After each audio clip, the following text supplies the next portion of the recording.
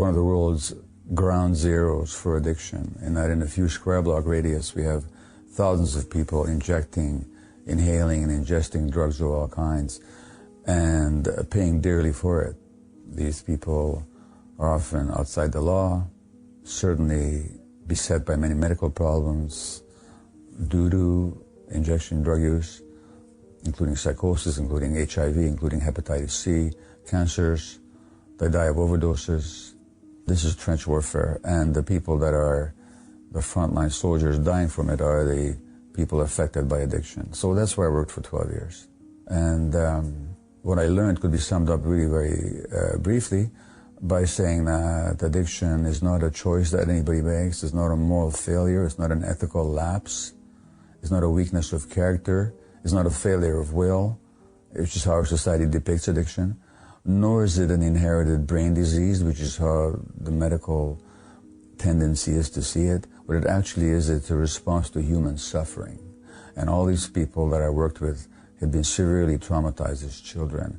All the women had been sexually abused, all the men had been traumatized, some of them sexually, physically, emotionally neglected.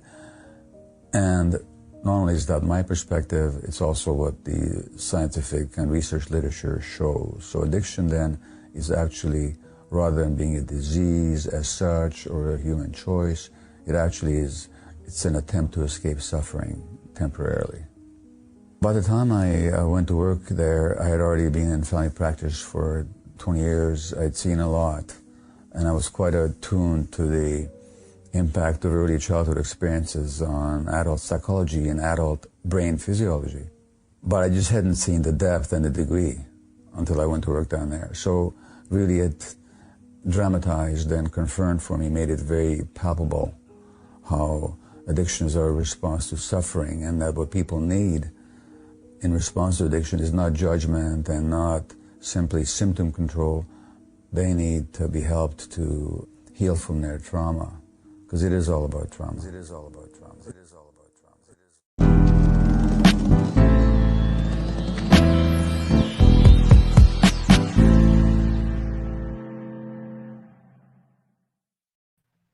How's everybody doing today? It's the Trauma Series Part 6. I'm very excited about today's show. We're dealing with a real topic that we all can relate to.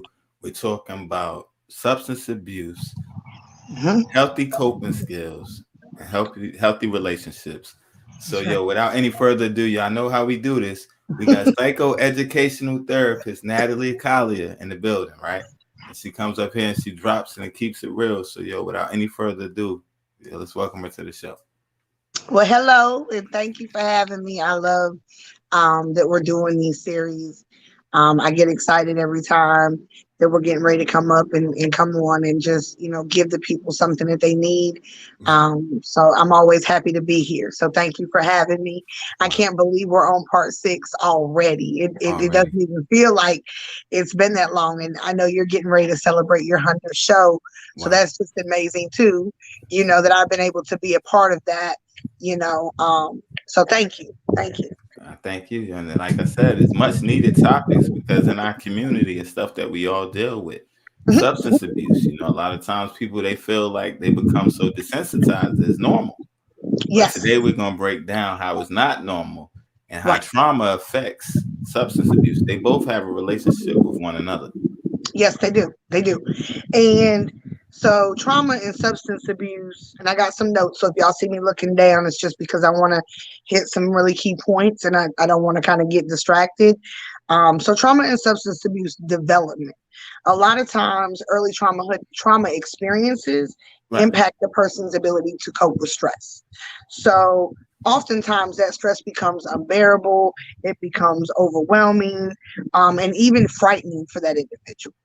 And that oftentimes leads to addiction, because trauma has the powerful capacity to shape a child's physical, emotional, and intellectual development, especially when trauma is experienced early on in life.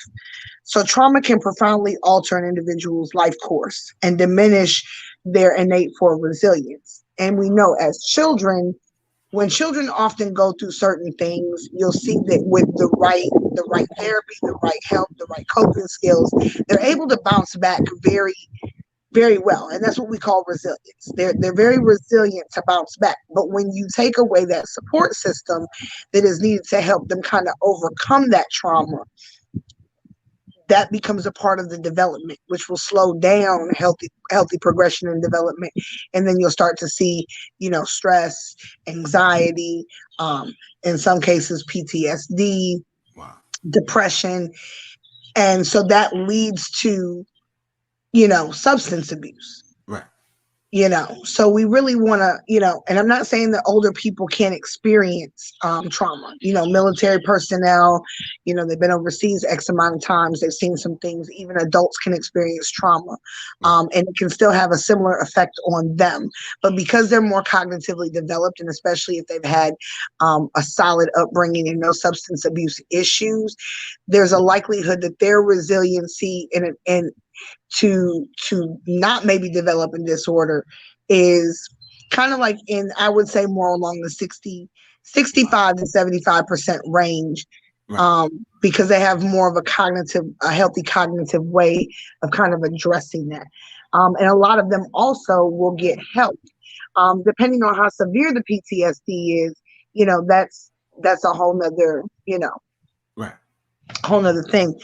So when we talk about early traumatic experiences, this may increase the risk of substance use disorders due to the attempt to medicate or dampen the mood, the negative emotions associated with how they want to respond to the trauma.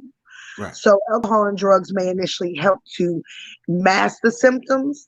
Addiction actually inhibits people from being able to have a healthy way of healing from the trauma. And over time, what seems like the cure becomes physically and emotionally damaging, just like the traumatic event itself. So individuals who engage in risky and harmful behaviors as a result of substance abuse disorders are more likely to experience a traumatic event because of the substance abuse. And now they've incurred an additional trauma. So now we're just stacking traumas on top of traumas. Right. Never dealing with them. Right. And you do see that a lot. You really do see that a lot. High risk behaviors. You're out here, you're drinking, you're drugging, maybe you're with the group of wrong people. Sexual assault can occur, physical abuse can occur. You can end up in a domestic violence situation, So now you have the initial trauma, and now you just added additional trauma, because we know that substances, limit our inhibitions. So we're not already thinking clearly. We're not already going to make a rational cognitive decision that we would have made had we been in our clear mind. Right. So it really does make sense that you see this, this thing where now we're already have a traumatic experience, but now we just keep occurring different traumatic events on top of that due to the substance use. Right. And that's the thing right there. You said a powerful thing. Early childhood traumas, right? Mm-hmm. So you have the early traumas, then over the years you have more trauma, so you become more susceptible. What are some warning signs to look for in the early stages? Like as a parent, what are some warning signs that, hey, this kid may be dealing with some traumas? Like you don't know. Right. What are some signs that help people out? So I think if parents, and this can be really tricky depending on the parent-child relationship and how well, parents are open with their children or allow their children to be open with them, which I really encourage I did when I was an MST therapist. Make sure that line of communication is open, because if you have an outgoing child who is all of a sudden withdrawn from social activities, they're not talking as much, they seem to be depressed, or they seem to be anxious or hypervigilant in certain situations, that is definitely a sign that there has been some trauma there. Even the death of a loved one for a child is a traumatic experience. They may become more withdrawn, more depressed, less outgoing. That is a sign of trauma. So I always say if there's a trauma that has happened, such as a death, of a close personal loved one for that child, definitely make sure that you get them some therapy. That is a given. But when we talk about abuse and things like that, those lines of communication so much need to be open. And parents really need to reassure their children, hey, if somebody does something to you, you can tell me, because no matter what they say, they're not going to hurt me. They're not going to hurt you anymore, and it's not your fault. And I want to make sure that that line of communication is open. So if somebody's doing something that they shouldn't be doing, you can tell me. But it also becomes at that moment when a parent verbalizes that when it does happen, that they are responsible to ensure that that child gets the help they need. Right. Wow. And that's the thing right there. That's like a lot of times they tell the parent, right? Mm-hmm. Parent may not believe them. Parent may not do anything about it. I was watching the TV show. Guy saying he witnessed the crime. Mm-hmm. So now he's a witness. He don't want to, he's black. He don't want to go testify. No. So the family's telling him to go do the right thing. So he goes down there now, but it's like now he comes out of the courtroom. He got to deal with the street choices and stuff like that of now you told. Right. So it's like, okay, in those situations, right? So somebody corners him up and they ask him what happened. He confided in this guy thinking you're going to fix the situation. Right. So he opened up. He told him everything. The guy did nothing. Right. Now the little boy starts rebelling because it's like, I told you were supposed to fix this. Right. You did nothing. So I use that to say that's like a parent. The child coming to the parent saying, this happened. Parent does nothing. They go to an aunt. This happened. Auntie doesn't do anything. Grandma, this happened. Grandma doesn't do anything. So now they become reserved. They feel like it's okay now. How important is it? Because like a lot of times it's like nobody wants to hear that it's their family member that's the predator, or their family member that's doing these sick type things. But it's like children, they don't lie. No, they don't. And not in situations like that. Now, if they're around certain things, they may not learn how to manipulate and stuff like. But it's already traumas and stuff is not normal already. But if a kid grew up in a normal household, that's not normal for kids to make up stuff like that. So as parents, it's like we got to take it serious, even though sometimes it may be something you don't want to hear. It might be like the boyfriend you've been leaving, you thinking everything is good. The daughter's saying, nah, mom, when you leave, it ain't right. Right. And then mama will sometimes blame the daughter. Right. He wouldn't do that. They didn't get mad like the movie Precious. Yep. Or you're trying to take the man from me. And Precious is a really good example of I've only watched the movie once because I can't handle the emotions and the twists and the turns that it takes me through. A mother blaming her daughter, for the father leaving the mother, but the father sexually assaulting the daughter. He didn't had 2 kids with his own daughter. Mom sexually assaulting the daughter. Like, that is heavy within itself, but it is a real thing, because you have to think about when you watch something like that, what kind of traumas did mom have that she was willing to, blame her child for her own sexual assault and say you're trying to steal my man. Like, so a lot of times I think when parents don't help their children, it's because they have a trauma. And that trauma has now manifested for however many years it is manifested. This is their way of thinking. They have been rooted and booted, as I like to say, into that mindset. Once you cross a threshold of 40, your likelihood of change cognitively diminishes because you've developed this pattern, these habits for so long. So now it's like, okay, now I need to change this. But how do you really change that without help? And I think that, that's why psychoeducation is so important, because it's just giving people that understanding of certain things for them to be able to mull over and be like, okay, I need to go and talk to somebody. I need to go and see somebody for this. And I always say, really do your research on who you're going to see. Make sure their credentials are the right fit for what you're looking for. Even with treatment facilities, find a facility that meets your needs. Do your research. Everything is not going to be an equal. And I'm not trying to knock, mental health. I'm not trying to knock Right. substance abuse treatment, facilities, but all of them are not created equal. And all of them are not for the benefits of really seeing rehabilitation. Right. A lot of them are also in the benefit of the money that they're going to receive for whatever grants or, off of the insurance companies. Right. And, you'll see that, you see that. So it's like you really just got to do your research and really open yourself up to some help, because you don't just destroy yourself.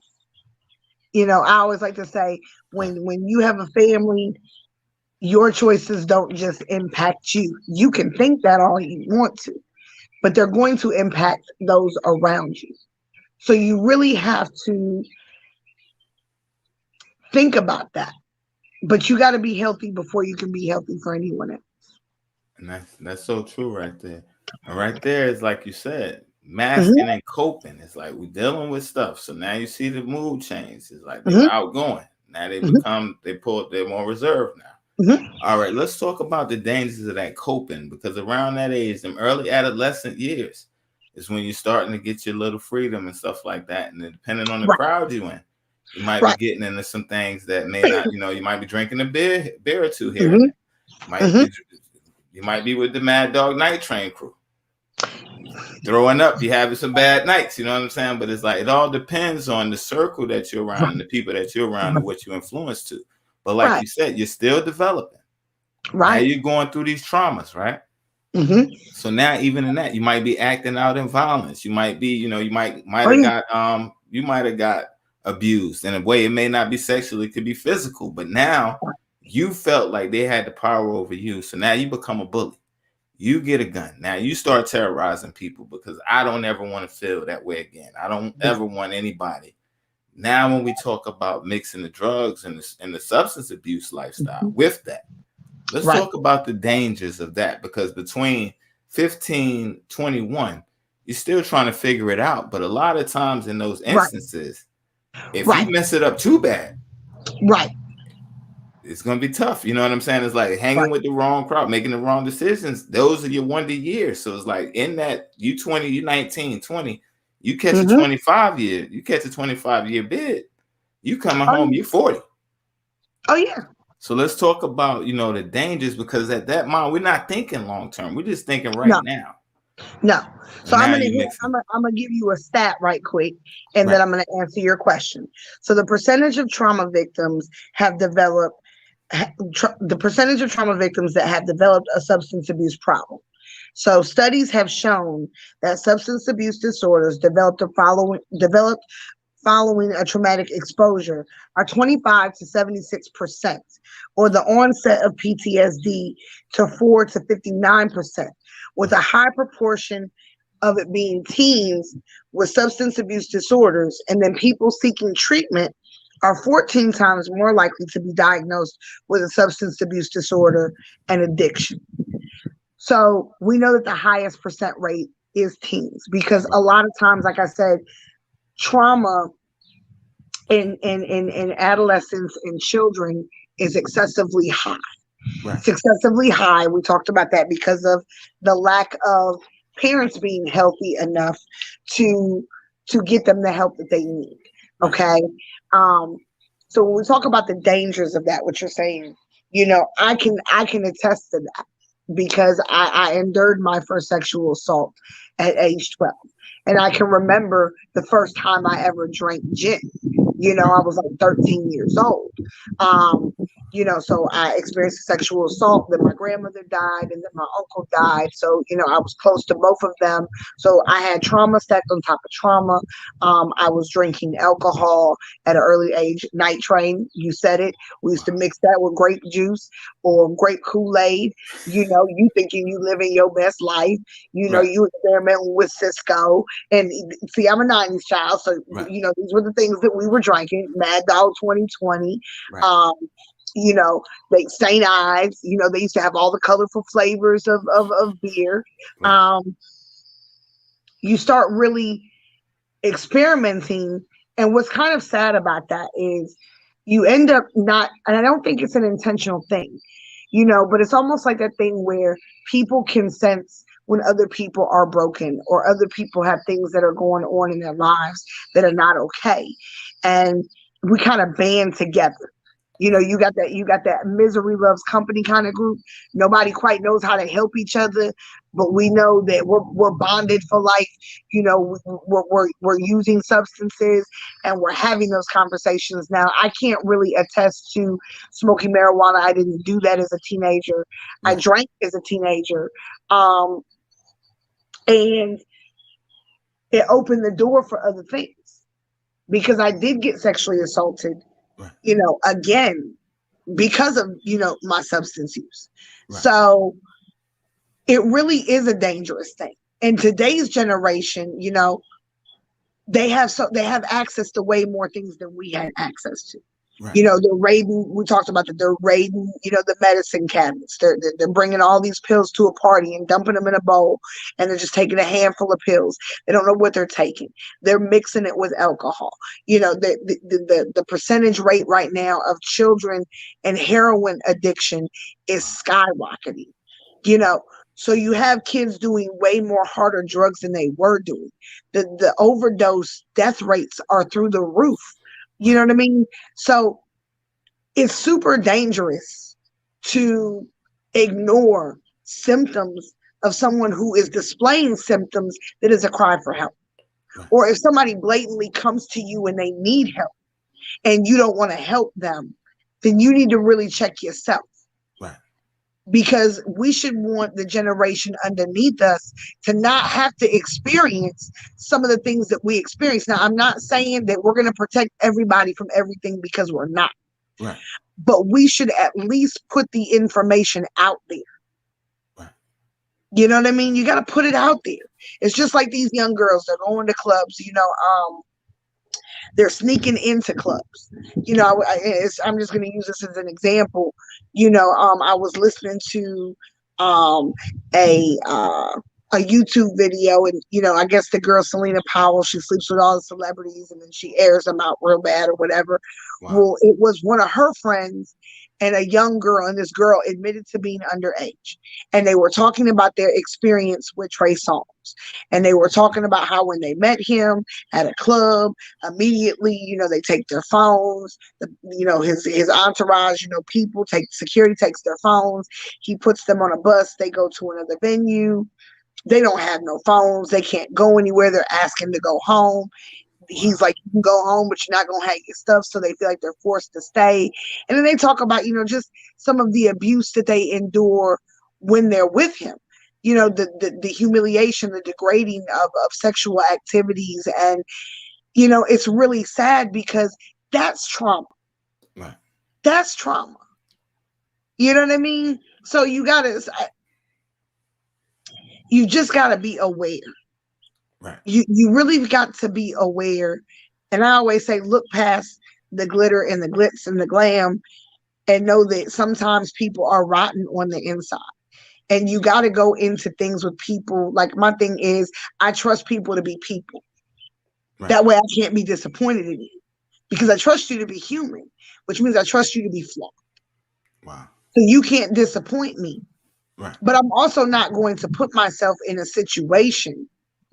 You know what I'm saying? Now that I'm aware of and I have survived, this long in my life doing some things that I probably shouldn't have done. Right. But once you make it past a certain point, you have to become aware, and you've got to remove certain things from your life. And it's just like, witnessing, like you were saying, somebody witnessing a crime. It's like, I think so many times people do want that self-preservation.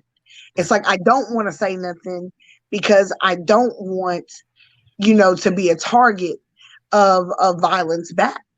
Right. But that's kind of like a catch-22 position, because it's like, if I don't testify, does this person continue to terrorize the neighborhood?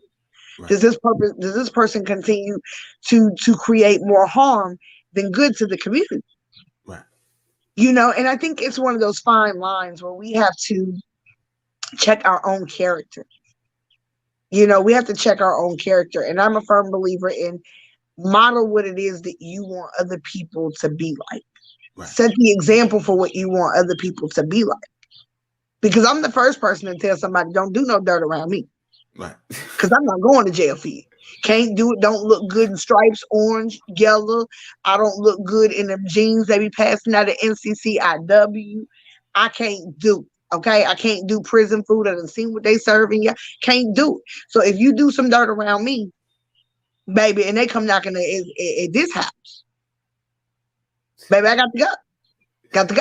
Got to do it. Hey, I'm sorry. Gotta be like Tony Clark. Give me them 2 90-minute tapes. We gonna tell them, talk all about it.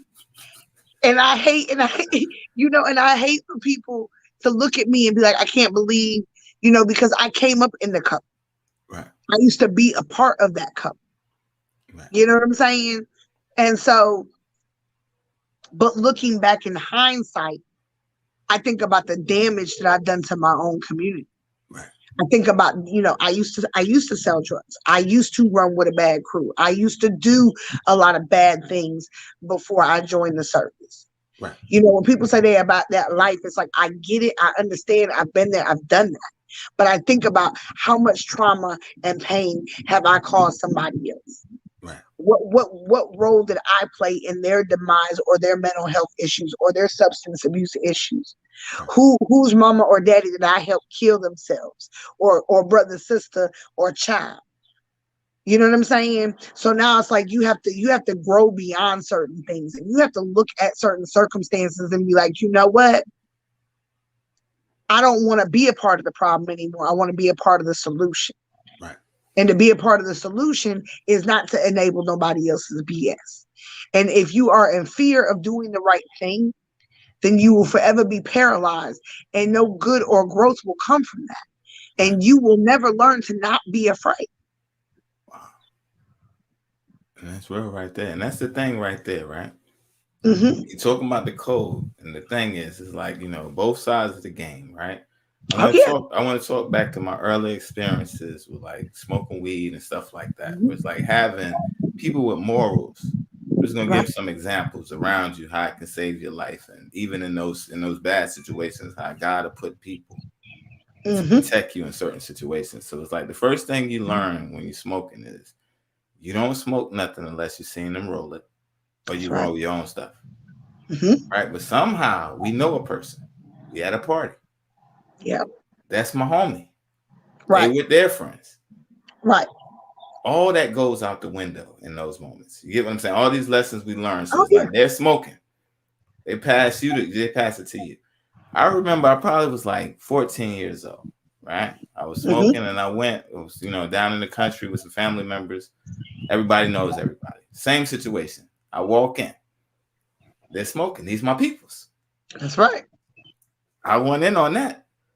So I go, and my brother hits me. Boom. Like he just like punches me. What in the world? Like, yo, you don't know what they got in that. Right. And I'm like, yo, but these are peoples. He like, nah, yo, like I don't care if they are peoples or not. You don't know what's in that, right? So then by that time, one of my cousins walks in. And he like, yo, what's going on? So my brother and him having the conversation. Mm-hmm. He looks at me like, I know you didn't smoke that. Right. Nah, you don't smoke with them. I'm the youngest going in. So it's like at the same time, I'm thinking these are people, but it's like they had their own substance issues that they were dealing with older, so I didn't know as a kid. Right. And my cousin like, nah, you don't never smoke behind him. Because he's around them all the time. You get what I'm saying? This is like a summertime thing for me. I see them when I come down. Right. Nah. So it's like I learned then. It's like even your friends, but it's like thinking Oh of yeah. that. Even like DMX in that situation, you can Yeah. have the wrong person that Yeah. says, "Yeah, try this. Go ahead and hit that." You know what I mean? So it's like even down to like certain situations where it's like that saved my life. Even being on the block and being in the mix of everything going on, it was Right. always the big homies that said, yo, go get out of here, man. You're not selling no drugs. You're not doing this. You're not doing that. It's like, yo, you're not getting a gun. When everybody else, they were giving everybody else guns in the neighborhood. Right. I want to, nah, not you. It's more for you. So it's like, Right. I thank God for those type of people that was in my Amen. life. Like, yo, even though they were doing wrong, it's like, nah, I'm not going to influence you or bring you along to destroy your life. Bring you apart, make you a part of it. Right. So then when we talk about the dangers real quick, because like even with the young guys, you Mm-hmm. hanging with the homies, right? You got the girls over. So yo, we having some fun. Mm-hmm. Fast fun could easily turn into a allegation. It can definitely quickly Oh turn into a yeah. rape. It can definitely turn into an assault. So it's Oh like yeah. you got to even be careful Oh of the yeah. situations you're around. And it's like, okay, it may start off drinking this, that, and the third. You know, back then that was the thing. The more drunker, the better. But it's Right. like you said, now we think about the dangers on both sides. It's like the Oh guys yeah. was like, that's you took advantage of her, you sexually assaulted her. Then it's like on the same time, like she's inebriated, she can't think for herself. That's a bad space to be in as a female. So like the Oh older yeah. we get, is like you see how death was right around the door. He was right around the corner. How Mm-hmm. situations could easily flip to another side. So it's like with the young ones though, it's like they don't see the danger. So how can we push that message to them? Whereas like you can't wait till it blows up or it's too late now to have a regret or think about the consequence, because at that age you're just Right. acting, you're not thinking about the consequences. So how do we break that mindset? You know, it's interesting that you say that because I try to keep a very much of an open door with my children. And I know that sometimes they get really just, she talking me to death, you know, but it's like, look, you're going to, at age appropriateness, you know, of course, I like to have conversations with them about real world things because I know that in a certain situation, you will recall that we had this conversation because Right. I do it with my own, where my mother would say certain things to me. You're in the situation, you hear the voice, you remember what somebody told you. Right. Now you gonna do it or what? Right. But you also got to use that discernment about yourself. Everybody has been someplace, and as soon as you got there, you was like, it's time to go. This ain't right. It don't feel right. This ain't it. And I've Right. had that. I've had that feeling on multiple occasions where I've been somewhere and I'm like, mm-mm, it don't feel right. I've even been with my husband and we've been a couple places and I'm like, nope, it's time to go. Right. Or he'll be like, it's time to go. You know, you've got to use that your intuition don't be wrong. It's Right. not wrong. It's your intuition for a reason. And it's very much, you know, there. And I believe that's, you know, the Holy Spirit in us that's like, hey, stop. Don't enter, don't go there. You know what I'm Right. saying? And we choose to do it anyway. But I think that our children need better mentorship. And Right. unfortunately, it's very sad that we're in a generation where, you know, grandmothers are 36 years old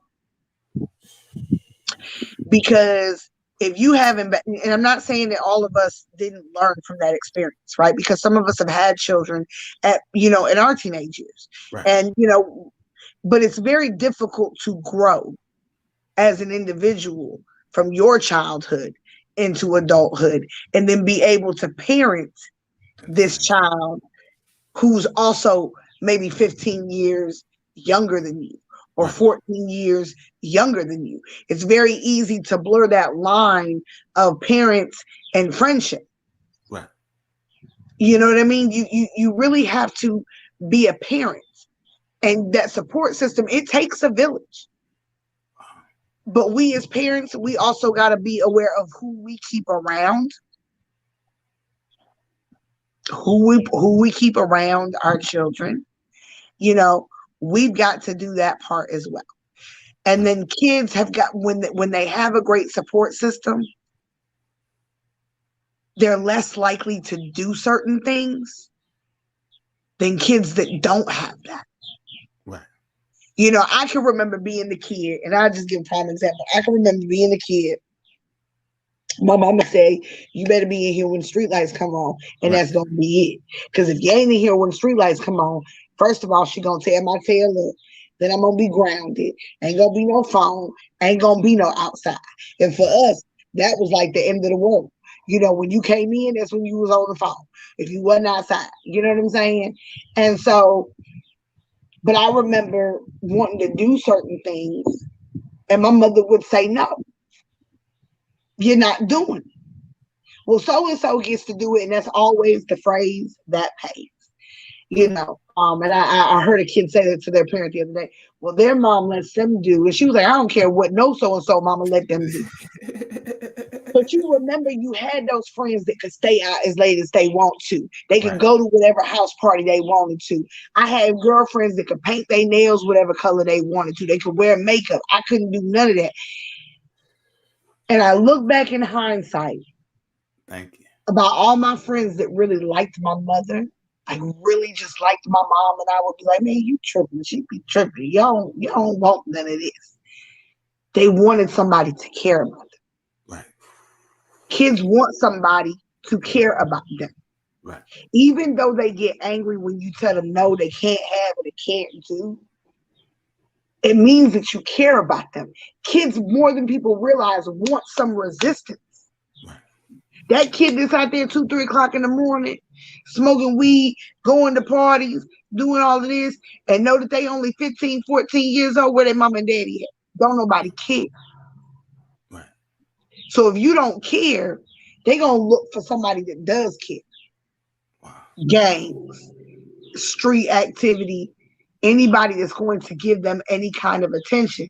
And a lot of times, kids, you know, and I used to teach parents this when I used to work with really young kids. Right. Like when I used to work with kids between the ages of like 4 and 9, I would tell parents, they were like, well, I don't know why he's acting out, And a lot of times it doesn't have a lot to do with trauma. You know, it's that they want attention.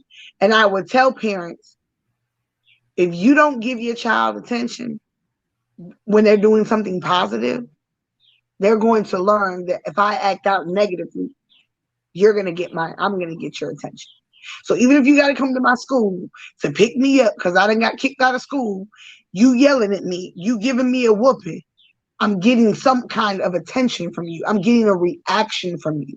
A lot of times that is a cry for help. That is a cry for, I need you to see me. And that's why I used to teach parents consistency is so important, because kids need that from you. So if it's a no about this, then it's a no about this until age appropriateness. If it's a yes about this, then you need to be consistent with that. Because the minute that you're not consistent is a minute that your kids are going to be all over the place and they're going to be chaotic. Right. Right. You've got to be that warm, loving parent, but you also got to not be afraid to be firm and disciplinary. And you got to not be afraid to put your foot down, because at the end of the day, you're raising your child. You know, I say it like this: God has blessed you with children. Right. God has given you children so that you can raise his child. I believe it like this: God has given you a seed that is ultimately up, you know, we're all God's children. So it's his child that he's giving to you, that he's entrusting into you to raise this child, to teach this child the right way to grow up, how to be vulnerable, and, you know, how to check their emotions, how to cope, how to have healthy relationships, how to love, and, you know, how to set boundaries and have good social skills, and how to be a productive, healthy member of society that is a benefit for the culture. You know what I'm saying? Right.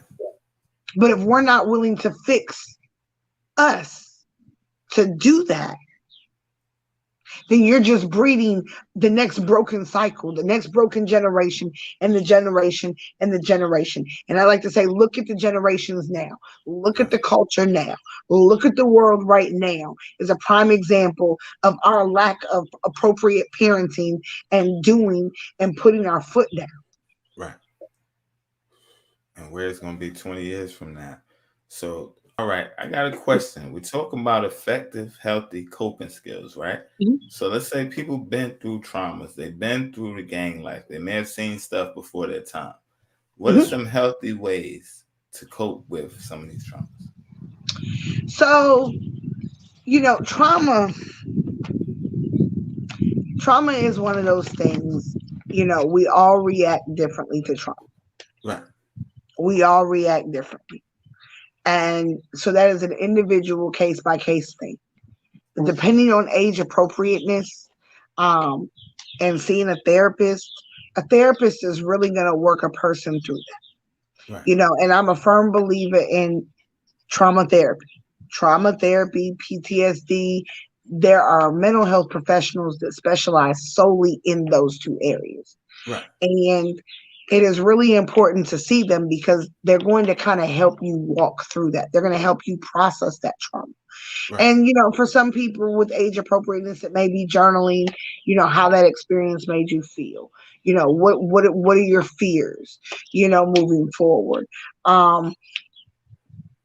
They're going to do that. I've seen it trauma therapy for kids is oftentimes played out in play therapy or art therapy. Right. But the biggest goal is first you have to address the trauma. You have to kind of work through that. And then you start to teach, okay, healthy coping skills moving forward. But a lot of times we learn those things from our parents. We watch how our parents handle situations. That's why when a man and a woman are married or they're in a household or even if they're separated or they're not together, it is important for the child to see their parents interact. They watch their parents under pressure. They watch how their parents deal with things. If, every time mama gets stressed out, she smokes a cigarette or she has a drink or daddy has a drink, or, they're smoking weed or, they're lashing out verbally. They learn that, okay, this is how you deal with this situation. So if I'm watching my parents' substance abuse use, Right. then that's teaching me that this is how I cope with certain situations. Because children don't do what we tell them to do. They learn by what they see us do. And it's a very big difference. That's why we as parents can say, oh, do what I say, not what I do. No, ma'am, that doesn't work like that. It will, no ma'am, no ham, no turkey. It'll never work like that. Right. Kids don't do by what we say. So what we say has to match how we behave. It's gotta be the mere consistency of that. Right. Because when you're dealing with addiction and you're dealing with substance abuse, they're commonly connected to co-occurring disorders. So that means you're having, you have a substance abuse disorder and it's co-occurring maybe with bipolar disorder, or it's a co-occurring with anxiety, or it's co-occurring with depression. These two things are happening to you simultaneously. You are experiencing both of these things at the same time. Right. And people who use substances, again, they use it to help dull the symptoms, whether it's post-traumatic stress disorder or, it's a trauma, maybe hasn't gotten the PTSD, but it's still a trauma.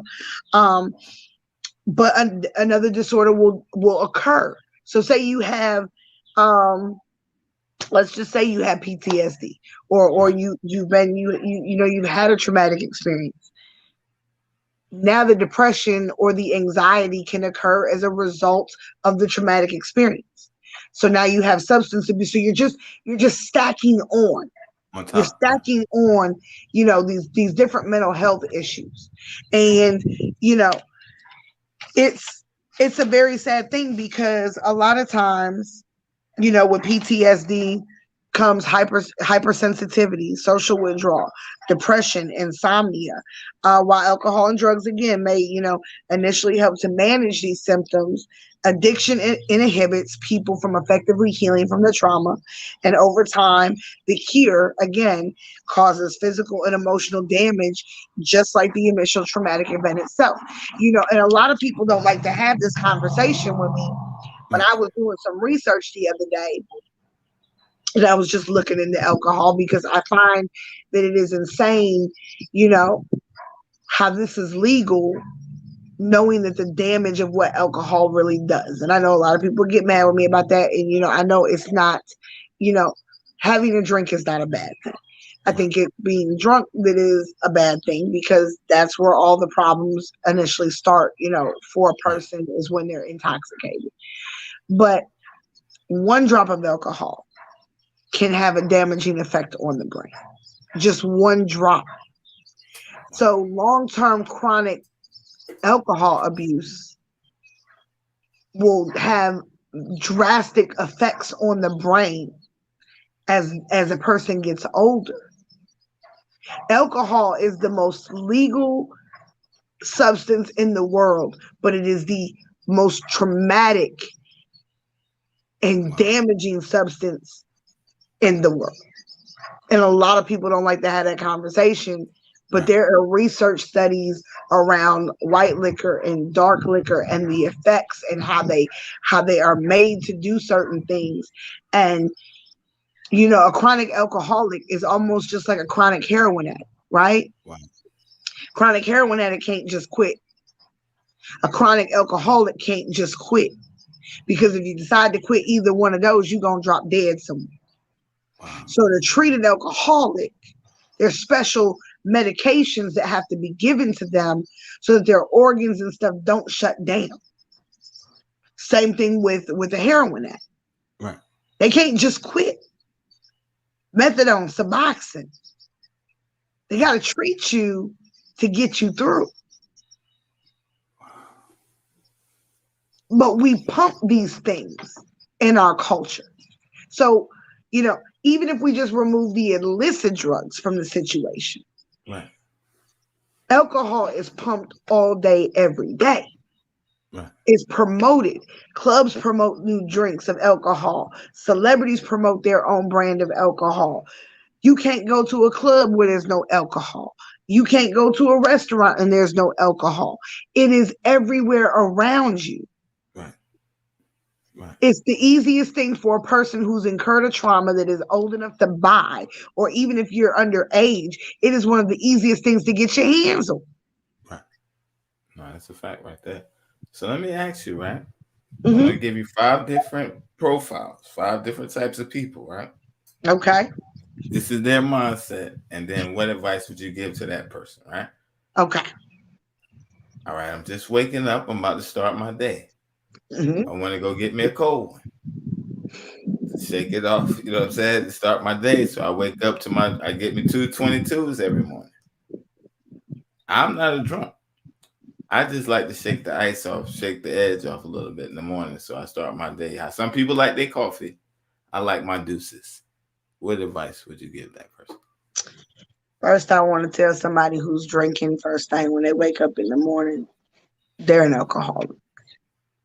That number one, let's just go and call that what it is. You really have alcoholism dependency. That or that statement, oh, it's 5 o'clock somewhere. The question becomes, why do you feel the need to have a level of intoxication to function? And then the second question would be, can you not function without the alcohol? Right. Because if you can't function without it, that's a problem. Or if you can function and do your day-to-day life only, you know what I'm saying? You're a functioning alcoholic. You can go to work drunk. You can do these things drunk. You have no clarity. At no time, there is no clarity. Wow. So the question becomes, why? And a lot of times you'll see people, they start drinking, they build their tolerance up.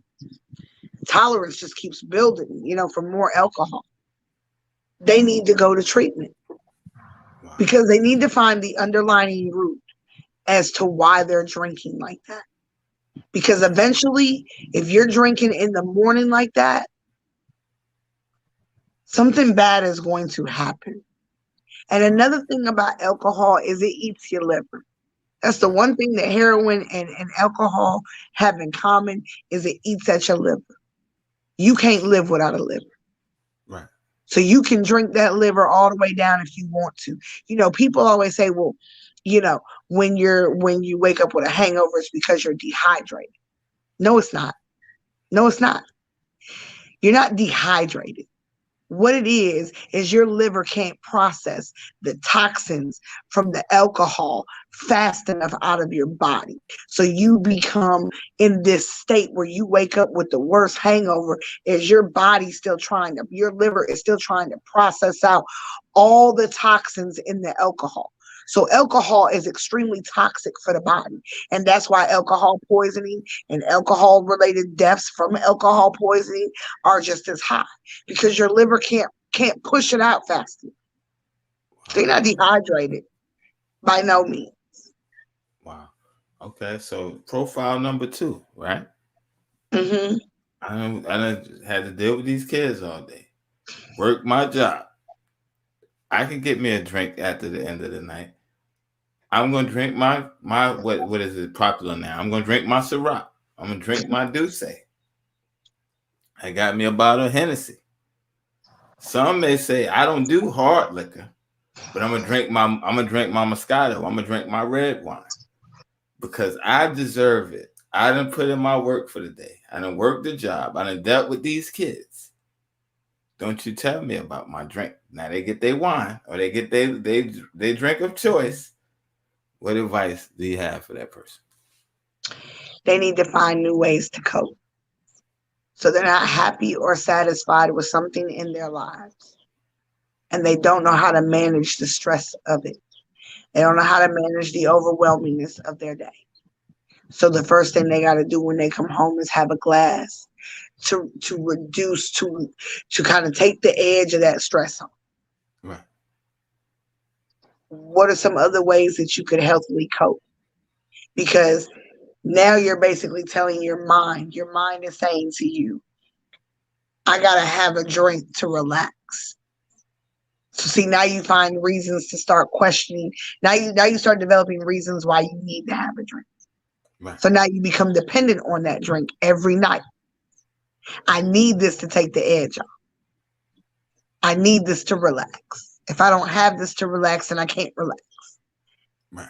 So you need to figure out other ways to maybe release endorphins, i.e. working out, maybe come home, go for a walk. Alcohol is a blood thinner. Right. It thins the blood. Now, there's studies that'll say, 1 glass of red wine is good for your heart, this, that, and the third. I encourage people to do more research on that. You will find that that's absolutely not the case. Wow. That's real right there. Okay, so profile. And again, we don't condemn anybody that does drink. You know what I'm saying? But here becomes the thing with alcohol, right? So just want to throw this out here. The Bible says that drunkenness is a sin. It's not the having a drink that is a sin. Right. But in today's society, how many people really just have one drink? How many people actually follow the guidelines for drinking appropriately to a T? It says if you have one drink, you need to wait an hour in between drinks. Wow. So like if you get what I'm saying? Right.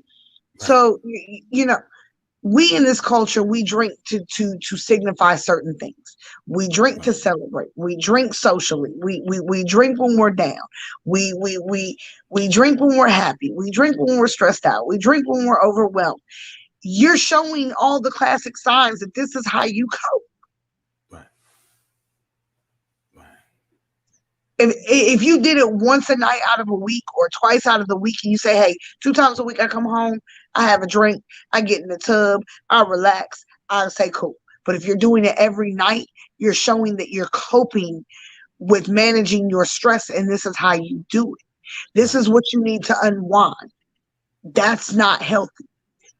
And you're on your way. You're on your way. See, we all start out with that little bitty symptom, that small entrance. Right. See, I never got to the point when I did drink where I was drinking when I came home from work. But I like to drink on the weekend. Okay. And I associated my drinking, and anybody that's watching that was military with me or has partied with me in my military life knows that it went down. You know, we would have parties and gatherings, and it'd be bottles flowing. We'd be having game night. People bring food. We'd be having a good old time. But I associated every time I had those gatherings with my friends and we would play games or just celebrate, you know, just to being together, it always had to include alcohol. But now that I can look back and actually see that and be like, why do I need to be intoxicated to have a good time? Because you start to associate fun with drinking. And I did. I couldn't have fun if I didn't have a bottle. You know what I'm saying?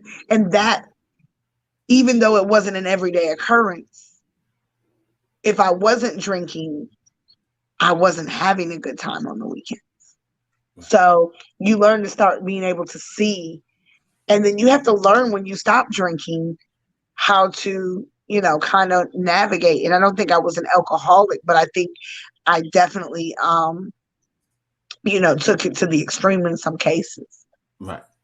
And that's the thing right there. So that leads me to person number 3, right? Okay. Works a good job. Pay their bills on time. Good credit. Yeah.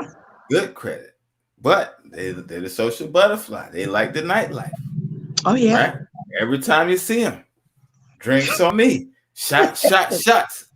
That's 9 o'clock. That's 9 p.m. Take a shot. By 12 o'clock, let's take a shot. By 2 o'clock, now they just happy. They just hugging everybody. I love you my whole life. Before we leave, let's take a shot. That was me. That was me. What advice would you give to that person watching the show that might be dealing with that? Why does your social life need to surround alcohol? Do you have issues with healthy socialization without intoxication? Because for some people, they may socially be awkward, or they may really struggle with anxiety. So to be in groups of people, some people need to take that edge off. They need to, you know, I've been social my whole life. So it doesn't matter if you give me alcohol, you take the alcohol away, I'm still going to be just as social. But it's something about how it just makes some people relax.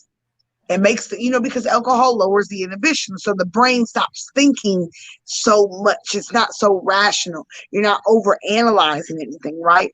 So as that inhibition goes down, the more comfortable they feel about socializing, the more loose they think they become. So the question for me, for that person, for me would be, is, do you find it difficult to socialize without the intoxication? Wow. That's you know, right there. That's definitely right there. And if so, you know, you need to work on, you know, and that would be a therapist thing to do, is also get with a therapist and have somebody kind of walk you through why you struggle with social anxiety.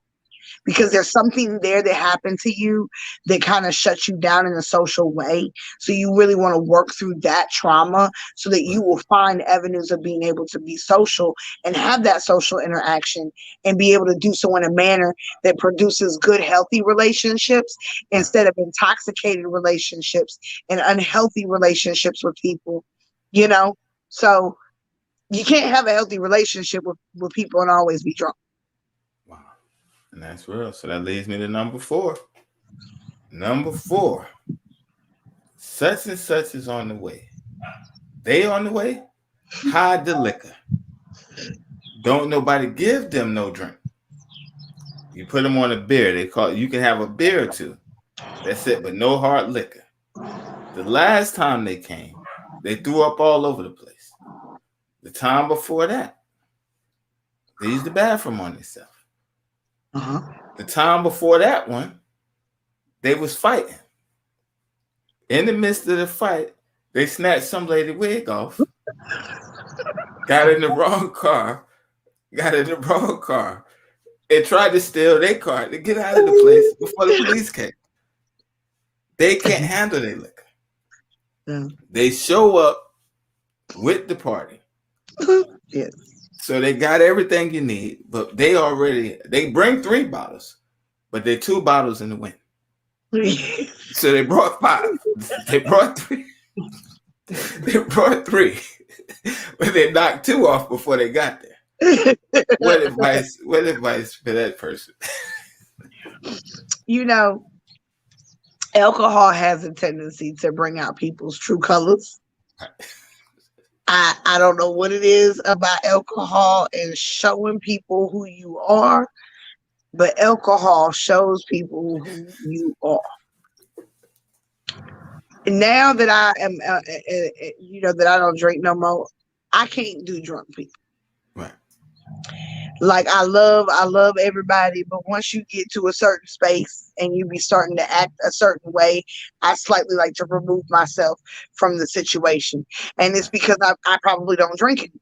So because I don't drink, and when you're drunk and you drunk with other people be like, you're all sheets to the wind. Don't nobody care about what's going on. But when you sober and you around some drunk people, you be like, I got to go. I got to get out of here. They're crazy. Right. That person right there has no limitation. There's no limit. None. So they purposely are drinking to get faded. We've all met people like that. Like I know, and the reason I say this is I know I was military. I done partied with some people, baby. There is no limit. We about to do it, and if you're doing it, we're gonna do it to death. And even in my drinking phase, I'd be like, I can't go no further. Right. I can't go no. I tried one time we ordered a picture, and this is how I knew that this was my limit. We ordered a picture of blue. It was called Blue Motherfucker. We ordered a picture of Blue Motherfucker. It was in a club. It was not that close. It was not that close to closing time. Right. I know my husband remembers this story very vividly. I'm about to put myself out there. I said, "Oh, we just got this picture." Right. I had never had one of these successfully. It tasted good, so I had already had it last. Right. But we about to let the picture just go to waste. We just got it. So I started to turn the picture up like this. And I'm just trying to chug this picture. Baby, by the time the club closed and we hit that door, wow, I was faded. All I knew is one of my good friends, I don't know if she's watching, her name is Renee. She had to take me home. Wow. She got me home, and I guess according to her, I started jumping all over the bed, and was just acting, just crazy, just being crazy. She had to call Cruz and be like, "Hey, I need you to come home and get your wife," because she had a control. I woke up the next morning and I felt like death. Okay. Right.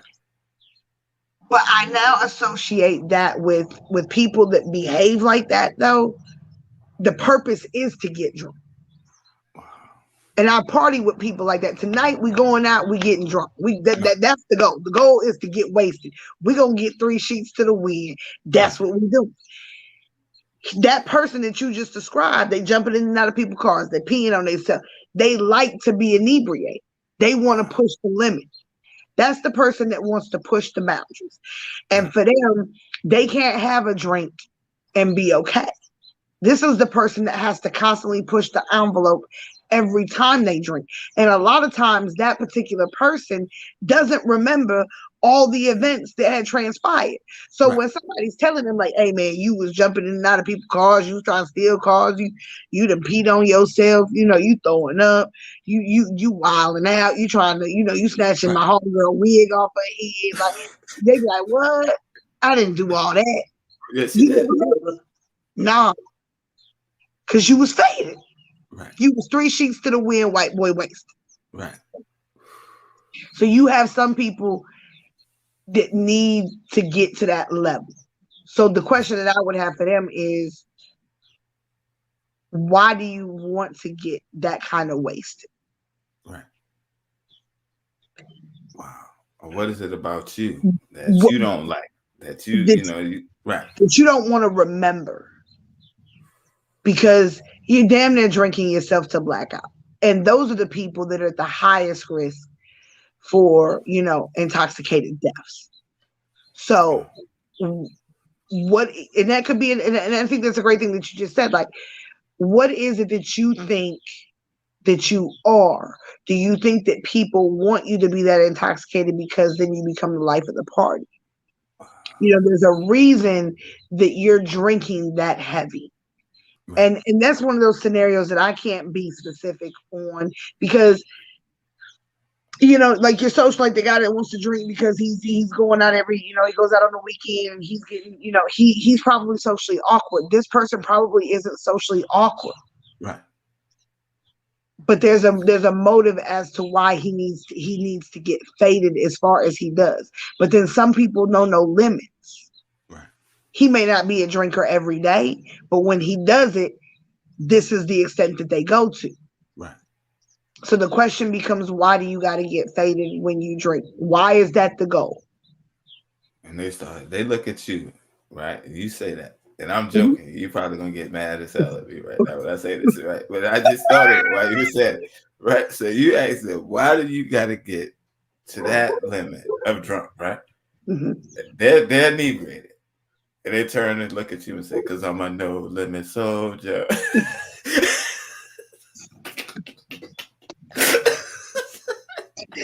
Your ass gonna be no limit in the damn hospital when your liver fucked up. You gonna be messed up out here in these streets. Yo, I was joking. I had to do it because we were talking about the limits. I just heard Master P in the back of my head. I can just imagine one of my drinking nights. But you know what? That is something that somebody would really say, though. Right. That is something that somebody would really say, like, because I'm a no limit soldier and I drink like I'm no limit, baby. I can do this all day. Those are the people that say, those are the people that say, I'll drink you under the table.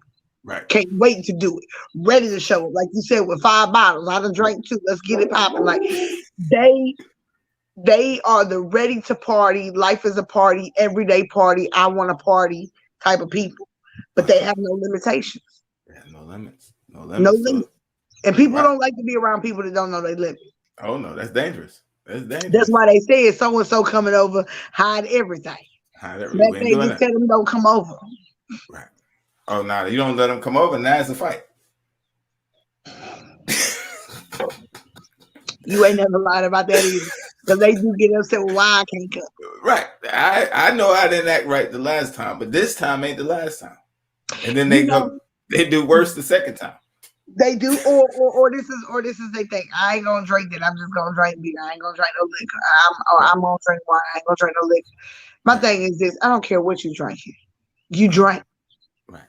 It's all got alcohol in it.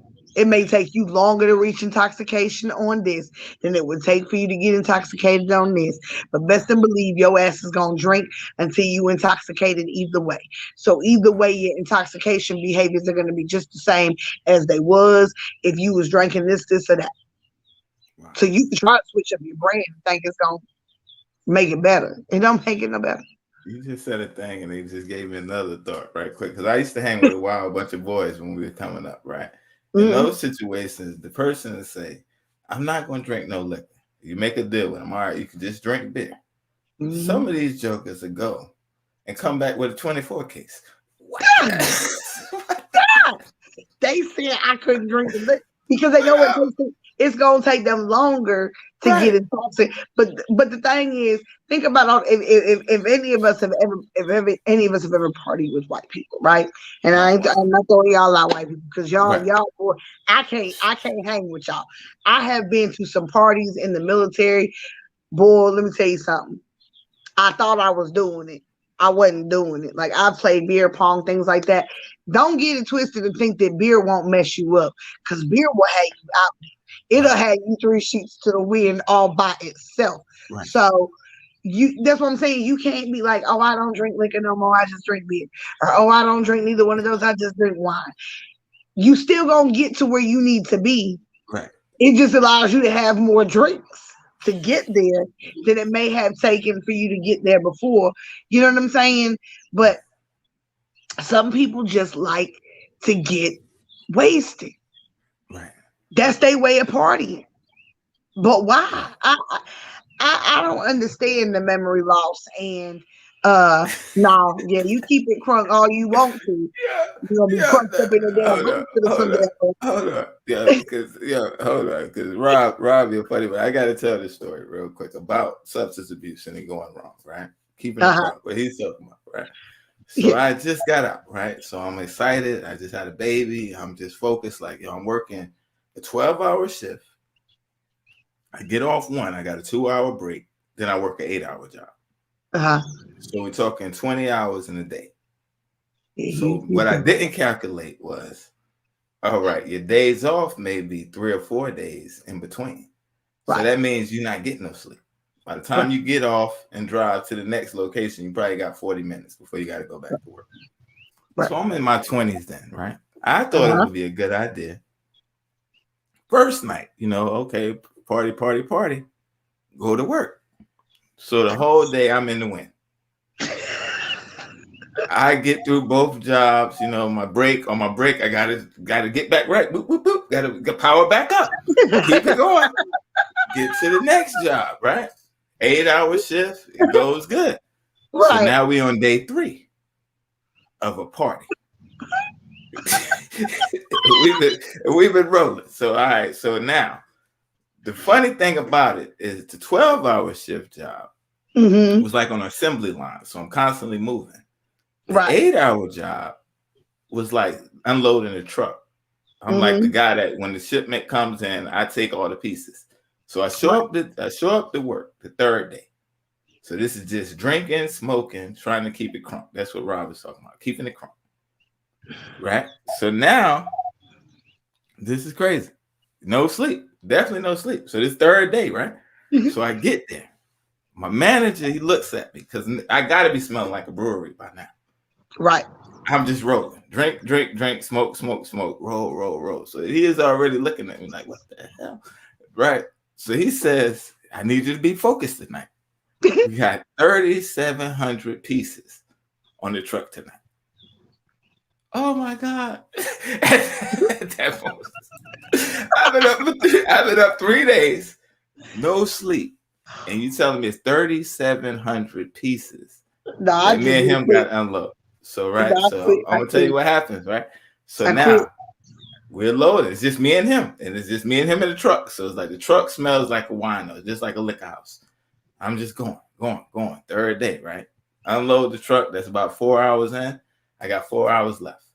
So he say, okay, now I need y'all to stock the shelves and put the stuff on the floor, right?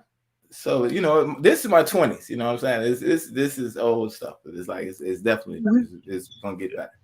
So he says, okay, I need y'all to do stocking now. So I'm looking. I'm dead tired. I'm beat, and it's like the drinking not working no more. The smoking not working no more. It's like before. It's like it pumped me up. Now it's just dragging me lower. Like now I'm dragging you down. It's taking me out. So I'm thinking though, like I'm inebriated, but I'm thinking. So I say, give me the pet section because that's going to be the smallest stuff. Give me the pet section. But what I didn't think of was these dog bags and all that. Somehow along the way, I go to break. I keep it crunk a little bit more. What I thought was a good idea. This really finished me this time. Now I'm over the top. I'm really drunk and it's going back. So now I got these pallets of dog food, right? Right. So I see the 50-pound bag of dog food. It's almost like I'm in a desert at this point. I'm so tired. These pallets and these dogs is like, yo, I could make a slamming bed up in this joint. If I could just rest my eyes for about 20, 30 minutes, I could make it through this shift. No, you wouldn't. So now I done made a straight up pallet. Like, so just imagine you walking through like a Walmart or something like that. So I done made a pallet on the shelf. So I'm actually tucked in on top of the dog food, like a casket on the shelf. So it's like, so if people walking by shopping, they look, there's somebody down there damn sleep. So let me tell you what happens, right? So it goes bad. Now, my idea was, I'm gonna get me about 30 minutes sleep and I'm up out of here. So this is about 1 o'clock by now. I get Mhm. off at 3. I wake up. They're doing the last call. It's 9:45 that night. So not only did I sleep through my shift, I missed my second job. I get up out from the shelf. So now I'm looking around. You know how black people, we looking around. Yeah. Did anybody see me? You on camera, everybody seen you. I didn't notice at the time. But it's like, so I Right. get out, I'm looking around. Let me see if I can slip past the store manager. Let me see if I can, none of my coworkers, maybe the one that I know. Did they say anything? I don't know anybody in the store. You're going to trip out because we're talking 10 hours later. So this is a whole new Yo. crew. Because I'm there to prep before the store opens. So store opens, Stores store is open. closing. Store that open, now store is closing. And I've been like this on the shelf. They left you. They didn't even wake you up. They didn't even wake me up. I went back and it's like I was scared at first. So I called my manager. And he didn't pick up the phone because he knew what I was going to do. He let me walk in. So you look rested tonight. I said, yeah, I'm good. Well, because of yesterday, you can take the rest of the day off. So I was fired. Needless to say, I go to the second job. I didn't no call, no show. I lost 2 jobs the same day because I was trying to keep it crunk. So then when I come back to the boys, I got a story to tell. And that's what Rob was talking about. It's like, yo, I was trying to keep it crunk. He's like, son, you didn't get no sleep? And I'm like, yo, Rob, I was trying to keep it crunk. But it was like, Lil John, that was it. Lil John said, we're done. Not another, okay. None of that. So yeah, that's substance abuse for you right there. So it's like to have you doing some things that you're not proud of. And then when they showed me the tape back, I really couldn't argue about why I was fired. Y'all are right. This was really terrible. Because you got people walking by, and then mostly people that's shopping for pet food are families. So you got mothers and kids. You got older people. And here's this black employee sleep on the shelf. So yeah, that was terrible right there. That is a bad story. But we've all done something stupid. You know what I'm saying?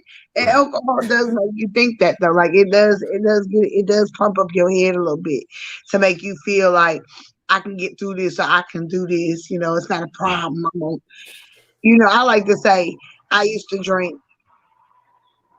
and I smoked cigarettes, but I used to drink. Right. And smoking would always be my indication of how intoxicated I was because it always elevates the alcohol. You know what I'm saying? I don't know, it just does something that makes it stronger. Right. And I would always get mad when I feel like, okay, I'm at my limit. I'm good. I feel good. This is great. I'm going to go have my cigarette. And the cigarette will push me over into drunken. Too much. Next thing I know, I'm drunk and I'll be fussing myself up like, why did you have to smoke the cigarette? Or why did you have to drink so much? You know what I'm saying? But alcohol does make us do crazy things, or we do think that we need this in order to be able to function. Unfortunately, that was a bad mistake for you because alcohol usually makes you crash after a while. You can only get drunk and it ain't nowhere else to go but downhill. Yeah, I know all about that story, Rob. It falling asleep. Cruising told me that one.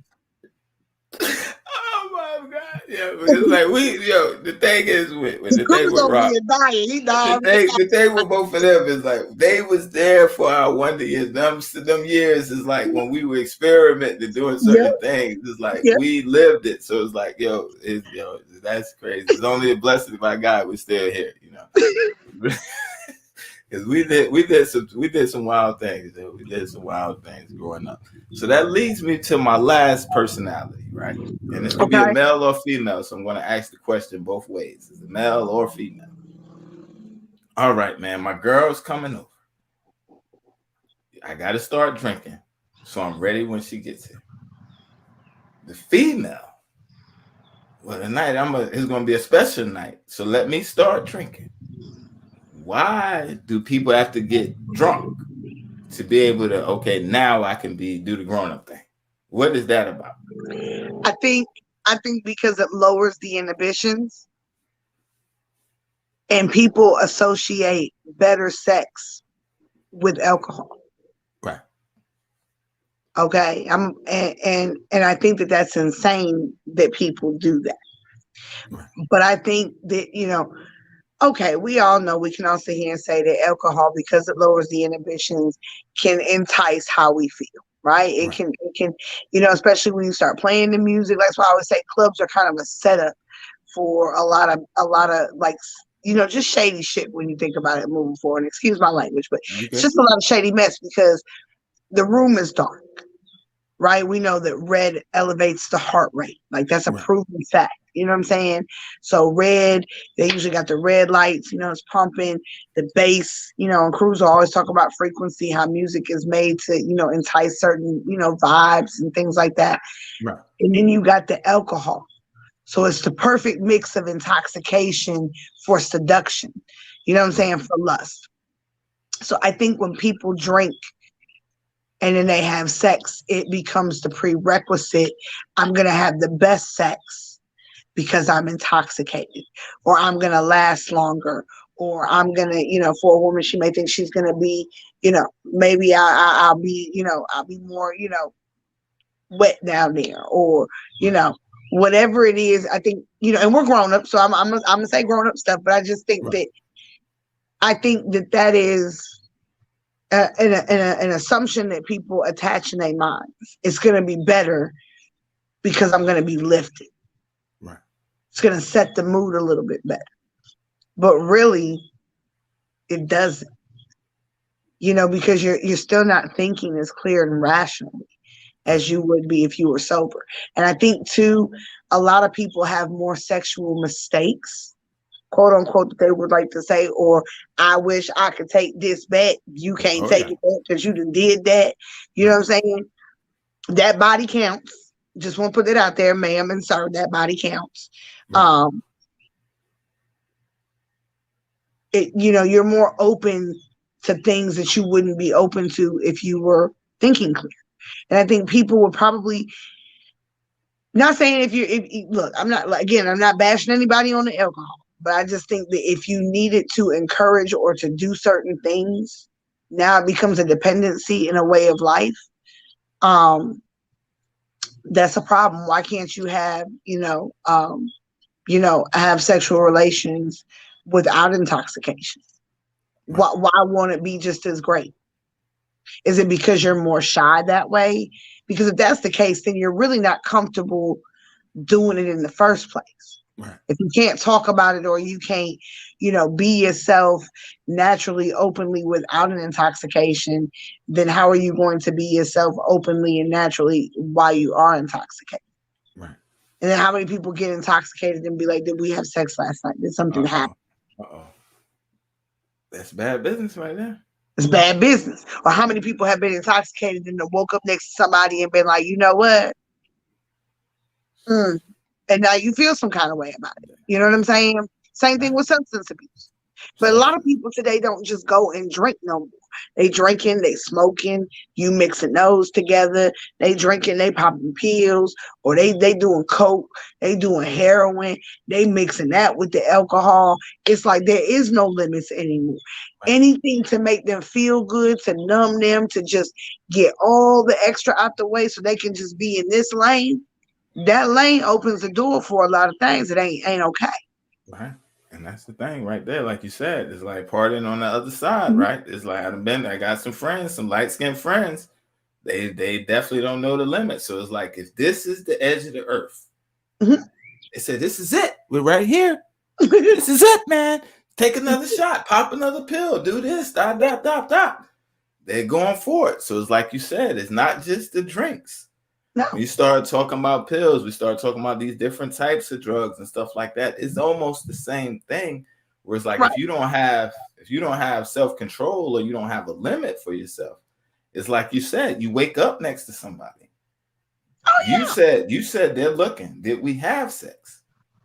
It could also be on the flip side. I know we had sex. She wakes up. We bet not had sex. We got a big problem. So when you start dealing with substances and stuff like that, it's like in the moment, everything is good. But guys, especially, have to be careful. Right. You can't give consent when you're under the influence. Right. You can't give consent when you're under the influence. Right. That is a law. They have changed that because of the number of sexual assaults that were happening on college campuses. Right. Now you can no longer give consent when you're under the influence. Right. So you could be drunk in the club and she could say yes, or he could say yes, and y'all be like, okay, and then you go. They pass out, whatever, or they had said yes, so we can go ahead and do this. A person can't make the rational cognitive decision to say yes to you when they're under the influence. Right. Oh, what their body said, and that makes and I always say, like, well, right, your body is still going to respond. Period, point blank. Right. It's going to respond because it's a physiological experience. That's why when people say, oh, well, men can't get raped. Yes, they can. Their body is still going to have a physiological response. Wow. Mentally, sometimes, that's why people always say, like, you could be somewhere mentally, or you've heard people say, like, I've heard girlfriends of mine, in the past have said, girl, I really don't enjoy sleeping with him. I just take my mind, I go someplace else. He can have the body, but the mind is somewhere else. The body's still going to respond and do what it's supposed to do. Don't mean that you're there mentally. Right, doesn't mean that, you know what I'm saying? How about? Because that's real. You said a real thing, and I'm feeling silly right now, but it's a real topic, right? Right. You say you can have the body, but you can have the mind. It's like, okay, and that's both ways, because some men, right? They got to go to the clubs. They got to go to strip clubs. Now they get warmed up. Now I'm ready to go home and be with my woman. Or like a woman, she might, I'm just not into them. How, right? When you're in a relationship, right? How do you repair that? Because looking from the outside in, it looks like, there's a lot of damage going on. How do you repair that? And how, if a person, before you get to that point, because it seems like, I don't know how the body can be there, but the mind not be there. So where's the heart and all this other stuff? They'll break that down real quick for me. So, it's just like people who got to watch pornography before they get ready, or they got to go to a strip club. You're performing, but that's not who you're thinking about. Right. Because if you got to watch something else, then what you're basically telling your partner is that you alone don't do it for me. This does not excite me all the way naturally, organically. So now I need to have other things. So if you're looking at other things, what are you actually thinking about when you're performing with the person that you're with? Right.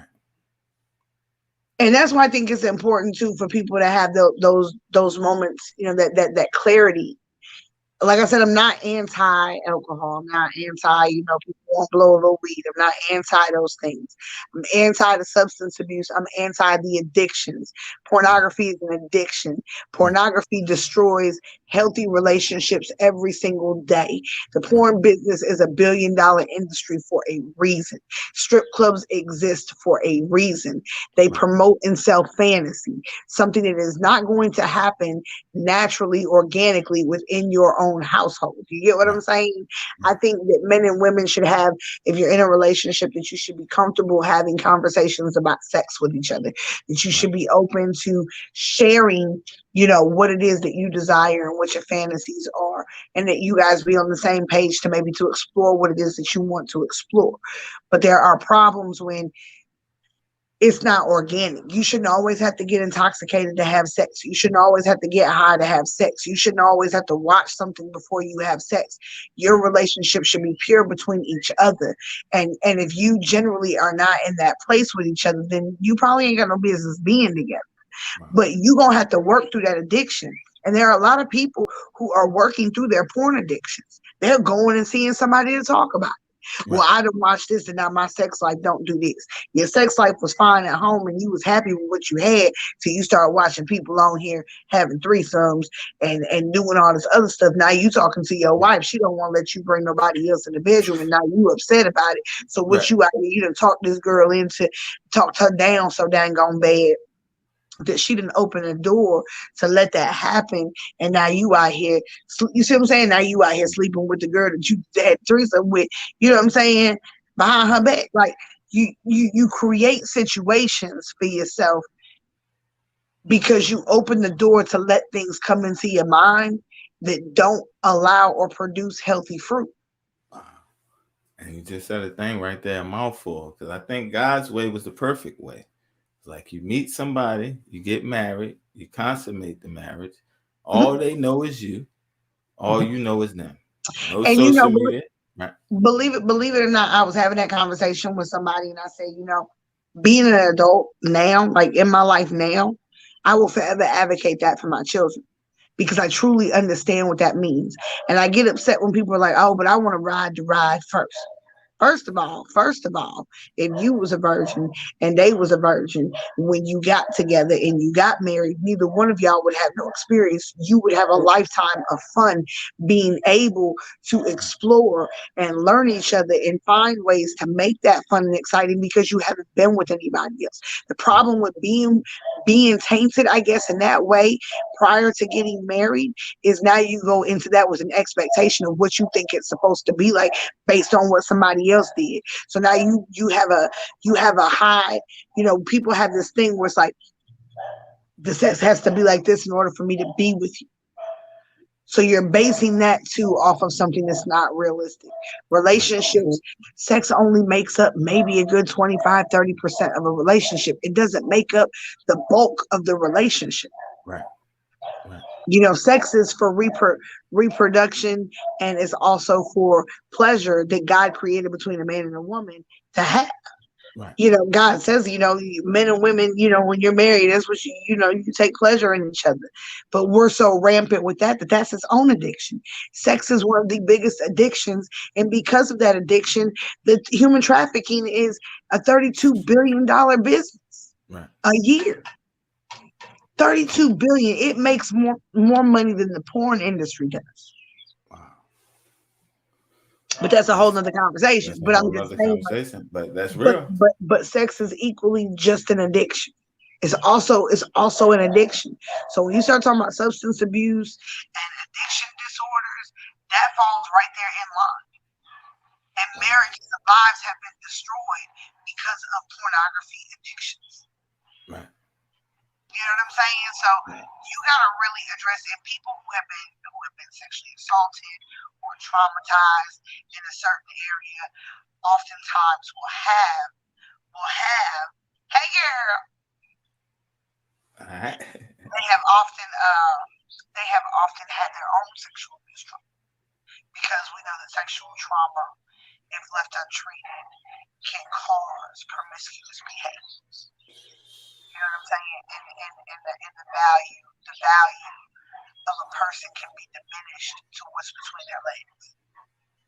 Right. And that's the thing right there. You said a powerful word, promiscuous. They got records out, promiscuous girls and all this stuff. That's the message they promote. And you just said a powerful thing. How important is waiting. Waiting. And then mix that with drugs and alcohol. Right. So you see how all these traumas just kind of wrap themselves into this open door for substance abuse and addiction. And the bottom line becomes you can't have a healthy relationship with nobody if you can't cope and be healthy by yourself for yourself. See, people have this weird ideology that they think that in their brokenness, if I get with somebody else, they're going to heal my brokenness and they're going to fix me and they're going to complete me. Because if you're looking for somebody to complete you and you wasn't complete before they came into your life, then you ain't got no business being with nobody because nobody's going to validate you, nobody's going to complete you, and nobody's going to fix you except for you going and getting some help and taking the initiative to fix yourself. Because when you become healthy, a lot of times the people that broken people are with, they're not going to want once they get help. Right.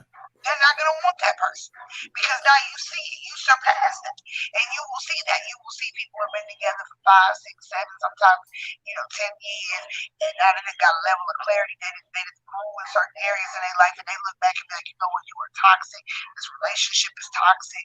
This was never built on anything good from the jump, and this just ain't gonna work. Because now you see that they just as broken as you was. What you gonna do with that? Or you hear people say, oh, well, she got a better job and he got a better job. Now he gonna want somebody else. You see what I'm saying? So when you bring your trauma, your insecurities, your negative thoughts and behaviors into a relationship is never going to produce the fruit that you want it to produce. That's a fact. Hey, baby, I'm using your cup. And that's the thing right there. So we're talking about coping, effective ways of coping, and healthy relationships. So let's talk about the healthy relationships. So one of the things that I started doing when I was a kid, I just want to kind of point this out, is I've been writing most of my life. I've been writing poetry since I was about 12 years old, and I have every journal that I've ever written in. I've managed to keep up with those. That is how I process things. I love to write, and then I'll go back and I'll read it at a later date and time to see where I was at, to see what I felt, to remember and recall that experience, and really kind of work myself through that. I've kind of learned how to, being in mental health, I've learned how to work a process for myself and to not be biased with myself. Like I have to be real with myself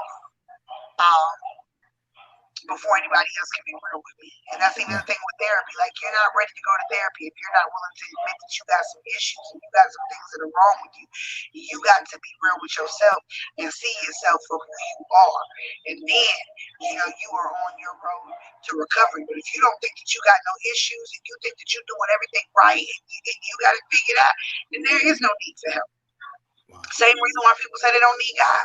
Well, I got all my stuff and all my ducks in a row and I don't need. Okay, well then you're never going to see the need for self-improvement. You're never going to get any better. You are going to stay stagnant where you are. And you're going to continue to kind of slowly destroy yourself because you don't see no need for nothing better. So first of all, I always tell people who come to me for help, journaling really helped me. But I also turn my journaling into poetry. That's how I express myself. That's how I write. That is my innermost thoughts. That is for me. And if I choose to share that with the world, then I will do so. But that works for me. I think people who have to learn how to process. First of all, you have to learn how to process. And you need to find a way that works for you. So I've always challenged everybody that I've ever worked with to try to journal. Right. To see if that helps them. For some people that it has. But when we talk about relationships, see, people who are healthy, they'll run from a broken person in a heartbeat. Right. So if you're a healthy man and you see a woman who overly drinks all the time, is constantly drinking all the time, and then how they behave when they get intoxicated, you're going to run. Same thing for a woman. If a woman sees a man who drinks a certain amount all the time, and then when he gets drunk, he acts a certain kind of way, she's going to run. Right. I don't want nothing to do with that. You ain't about to come over here and mess up my life. My life is good. I can do bad all by myself. Right. See, there's somebody that's not desperate to be in a relationship. They're not desperate to be with nobody. You said a thing. You said a thing right there, because I look back over my life. It's been times in my life where you don't want to be alone. So it's like, you just want to be in a relationship. But it's like one thing that I learned over the years, right? Is like you have to be cautious. Not only cautious, you got to do your research. You got to really get to know who this person is. Because like one thing that I'm noticing, and it's funny, because it's like we give people advice sometimes, but it's like until we start using advice, that's when the wisdom really hits. So it's like, raising my girls are older. So I got 23, 20, 18-year-old girls. So it's like one of the things that I always told them when it comes to dating, like, the beginning of the year period, like beginning of the school year, wait 6 months before you even think about who you like or who you want to talk to and stuff like that. Because in that 6 months, you get to see who's jumping around, who's doing what, you get to watch them first. So by now, 6 months later, you have a chance to get to know the person. One thing that I've learned in my older years now is like you might meet somebody, right? Mm-hmm. It's like chemistry is good. I like this. I like, everything is good. Mm-hmm. Month 1, month 2, everything's good. But it's like sometimes looking back, you ever I know you're married, so this for the single people. It's those moments where it's like, God, I was a fool. Like he bring you out of a situation. You like, yo, this person right here was the love of your life. And now it's like you get out of that situation. Now you look back. And you say, God, I was on the road to woo, woo, woo. Like, yo, I had to be a damn fool to sign up for this. Or it's like, that attraction is like, it's physical at first, but then it's like it goes away and you see them for who they really are. So it's like you're not as attractive as I thought you were. So it's like with me, I think that again goes to dating backwards. People date backwards. People don't date like they're supposed to. Right. Dating is this. Dating means we go out on a couple of dates. Right. We go out on a date. I'm not obligated to you. You're not obligated to me. We're not at each other's house. We're not breeding the environment. And as women, we're supposed to set the standard for what we accept. Okay. And a lot of women don't have a, and I'm not saying all women, but a lot of women don't have their ish together when it comes to understanding what they want and who they are and what their quality is. Right. A lot of women are just as desperate, and we kind of talked about this in our last segment. Men have the upper hand right now because the number of women to men, a man has 9 options. So women are lowering their standards to find somebody. My thing is, I know people don't want to hear this, but Paul in the Bible was single, and I know you know the Bible. I know you were an ordained minister. Right. Paul was single. He never got married. His life was complete. His life was complete. Right. You get what I'm saying? Right. We have this weird ideology that the way society tries to preach to us is that we need someone to make our lives complete. If you are whole and you got God, then all is going to be well. But the minute that you decide that you ain't got no standard or no expectation about how you know what I'm saying, it's a problem. Because I couldn't be in this generation of Hollywood. Dating is just that. Stop dating backwards. Go out on some dates. The reason I say go out on some dates is because different environments open up different nostalgic topics for people to talk about. You get to see each other in different lights. You might go out all night. You might go out during the daytime. You might do a coffee shop date. You might go to the bookstore. You might meet at the library. You might go to the park. You might want to do a botanical gardens walkthrough. You may want to go on a hike. You may meet up at the beach. Whatever. But you're getting out, you're dating, you're getting to know each other. That whole Netflix and chill type thing, I'm not knocking nobody that does it. But you're never going to produce the fruits you want to see in that relationship because you ain't doing nothing but laying up, somewhat talking about stuff, and he getting everything he want out of you for free and ain't had to do no work for it. Wow. Yeah, you said a thing right there. So let me ask you, right? Because I notice a lot of times now, right? The new trend, and it's always been that way for a while, chill and kick it or whatever. We chilling and land. Whereas like, like you said, dating backwards, people out here, they with somebody. This is the one that's 3, they showing up. 2 bottles in the wind. They got 2 bottles for the party, right? This is what they're doing. So they're bringing it. So now you looking at it like they like the party. I like to have a party. This is a good time. Right.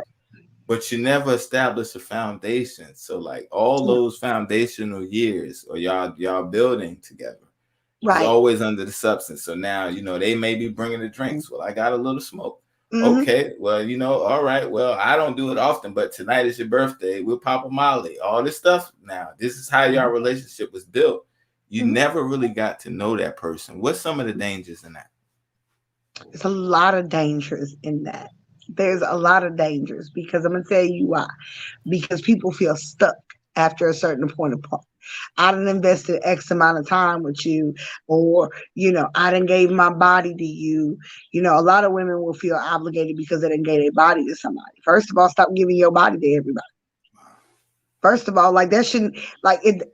I don't know. For me, I guess at certain stages, I feel like certain things are common sense, but I Right. feel like so many people have fried their they have fried their subconscious, or they have fried their conscious mind, and they are so in tune and follow the masses with everything that it's like certain common sense things don't resonate. Right. But it is common sense as a woman. I feel like as a woman, if you don't have a standard, you don't have boundaries, you don't really know what you're looking for in a man, you're always going to be on the short end of a stick. Because anytime a man says, hey, come over to my house, we're going to Netflix, chill, and drink a bottle. If that's your idea of a first date, then honey, you was boo-boo the fool from jump. Lucy, Because Lucy, first of all, no, Lucy, Lucy. and I'm gonna tell you why, and I'm gonna tell you why. Because the beginning of your relationship is how your relationship is going to always be. Right. That sets the prerequisite and the foundation of that relationship. Right. And people can get mad at me all they want to when I say that, but I promise you wholeheartedly that is the truth. Right. That is the truth. Because now he thinks, okay, well, she accepted that, so we ain't got to go to dinner. Right. Oh, you accepted this, I ain't got to go do that. Now they have excuses as to why they can't take you to go do certain things. Right. But you allowed that. Once you allow somebody to treat you a certain kind of way, baby, don't expect that to change. And the minute that you do try to change it is the minute that you're going to see, okay, this person really isn't who I thought they was. But Right. you can be mediocre and go with the flow. You can be one of those mediocre people like, oh, it's going to get better and that's going to change and that's going to be all right. You can be one of them, but you'll also be that same person that's sitting there forever being with somebody and never been married. Wow. See, you gotta healthy relationships again depend on healthy people. And I speak from experience when I say that. Right. You know, me and my husband have been married for almost 11 years. It'll be 11 years this year. We have been through some shit together, and I Right. love him to death. But we have grown together, and that's another thing. As he has grown, I have grown. Right. If he was to grow and I'm not willing to grow, then he's going to outgrow me. You know what I'm saying? We should be motivating each other and pushing each other to be better. Right. You know what I'm saying? We should be able to call each other out on things when things ain't right. We should be able to sit down and have those hard conversations. But my husband has never made me, there have been times where our relationship has hit a stagnant point. Right. Because when we first got together, we was dating all the time. We was going on trips. We was living our best life, you know, and things was moving great. And then we hit a period where when we got out of the military and we got married and we both became full-time college students, Right. we tried to still live our best life. But then we ended up paying a little bit for that. You know what I'm saying? And then we had to have that conversation. And then things started to slow down for us as far as, you know, we really getting out. We're trying to really do this and we're trying to do that. But you got to have a conversation about that, because here's the thing. You hear people say, I got married to date you. Wow. You dated somebody. You did it right. You dated. You learned Right. each other. Now you're willing to take the next step. This is another thing that I can't stand. We don't do labels, or we ain't gonna. First of all, you too damn grown to not be putting labels on shit. Let's throw that out there too. I'm tired of my generation of people talking about they don't do no labels. Right. Labels is another way to get what you want out of the relationship without having to give anything back to the relationship. Wow. You just said a thing. That's powerful right there. Labels is getting what you want out of a thing Without without giving putting it. the work. So I just feel like people who allow these kind of things, they're not healthy. And they're with people that are not healthy. And if you see somebody who's got substance abuse issues and you want to be there for the ride on that, then you're not healthy. Right. See, when we start calling each other out and we start walking away from foolery and we stop making those but we all have a journey.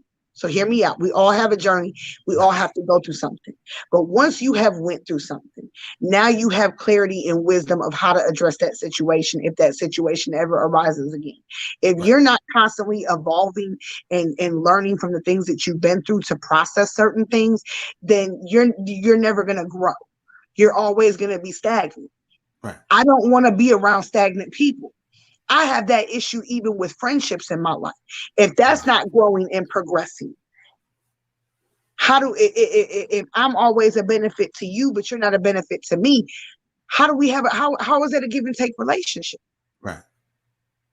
So we have to learn to check ourselves, be honest with ourselves, and learn that you born in this world by yourself. You're gonna die in this world by yourself, and you need to learn how to deal with yourself before you invite other people to come into your BS. And then other people need to get smart and stop allowing themselves to be dragged into other people's BS. Get some standards, get something about yourself, and stop thinking that you can just accept situations for what they are, because if you do, that's going to be your situation. Right.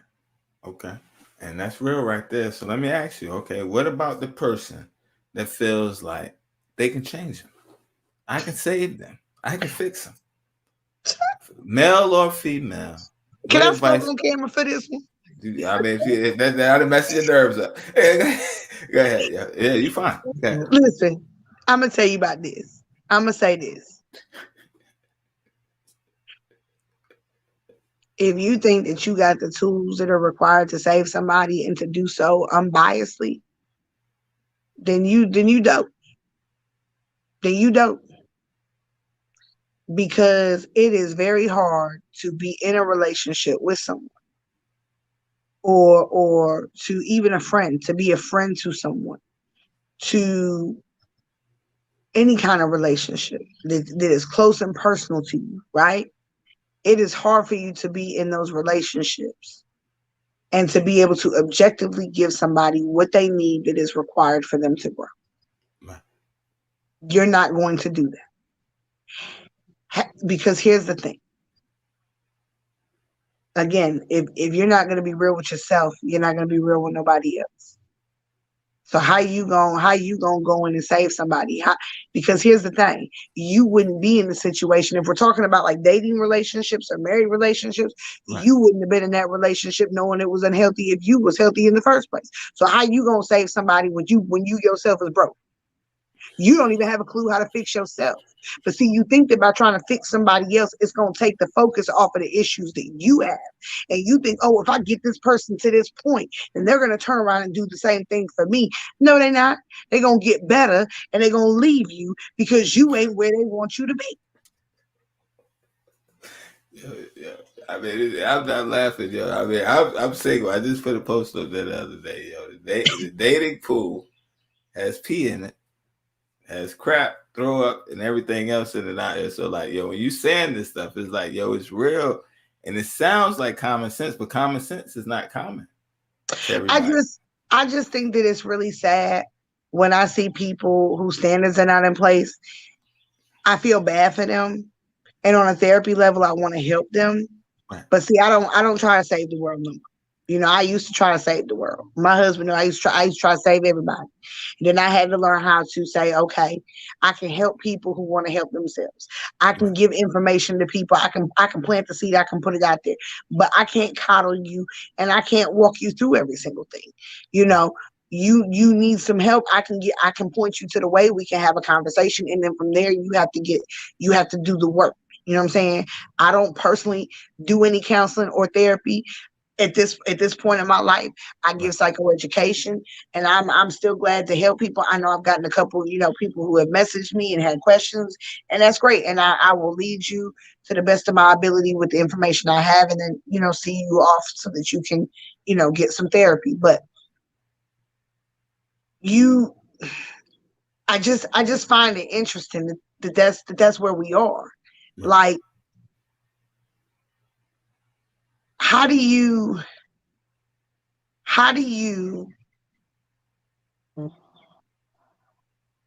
I'm trying to think of the way that I want to say this. Like, dating today Right. It's so, like I said, it's so backwards. Right. It's so misconstrued. It's not set up for success. People are not setting themselves up for success. You know, the other thing was, I said people are sleeping with people. Why are you sleeping with somebody that you're not committed to? Why is you giving your body to somebody that you're not committed to? Why is you giving somebody something that they don't have to earn? Mm, mm, mm, But see, a lot of us will repeat those same cycles over and over and over again. And then we wonder why we're single. We wonder why we're still in the same place that we was in, or we're continuing to date the same type of people that we were dating, is because you haven't made the connection that I need to change something about myself. Because you're still attracting the same thing because you haven't changed anything. You just changed one partner out for another.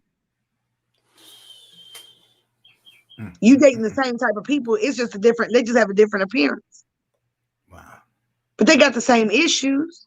Same issue. But a lot of times the broken people do feel like that they can heal somebody else that's broken, that it's going to fix them in some kind of way. It's like build somebody.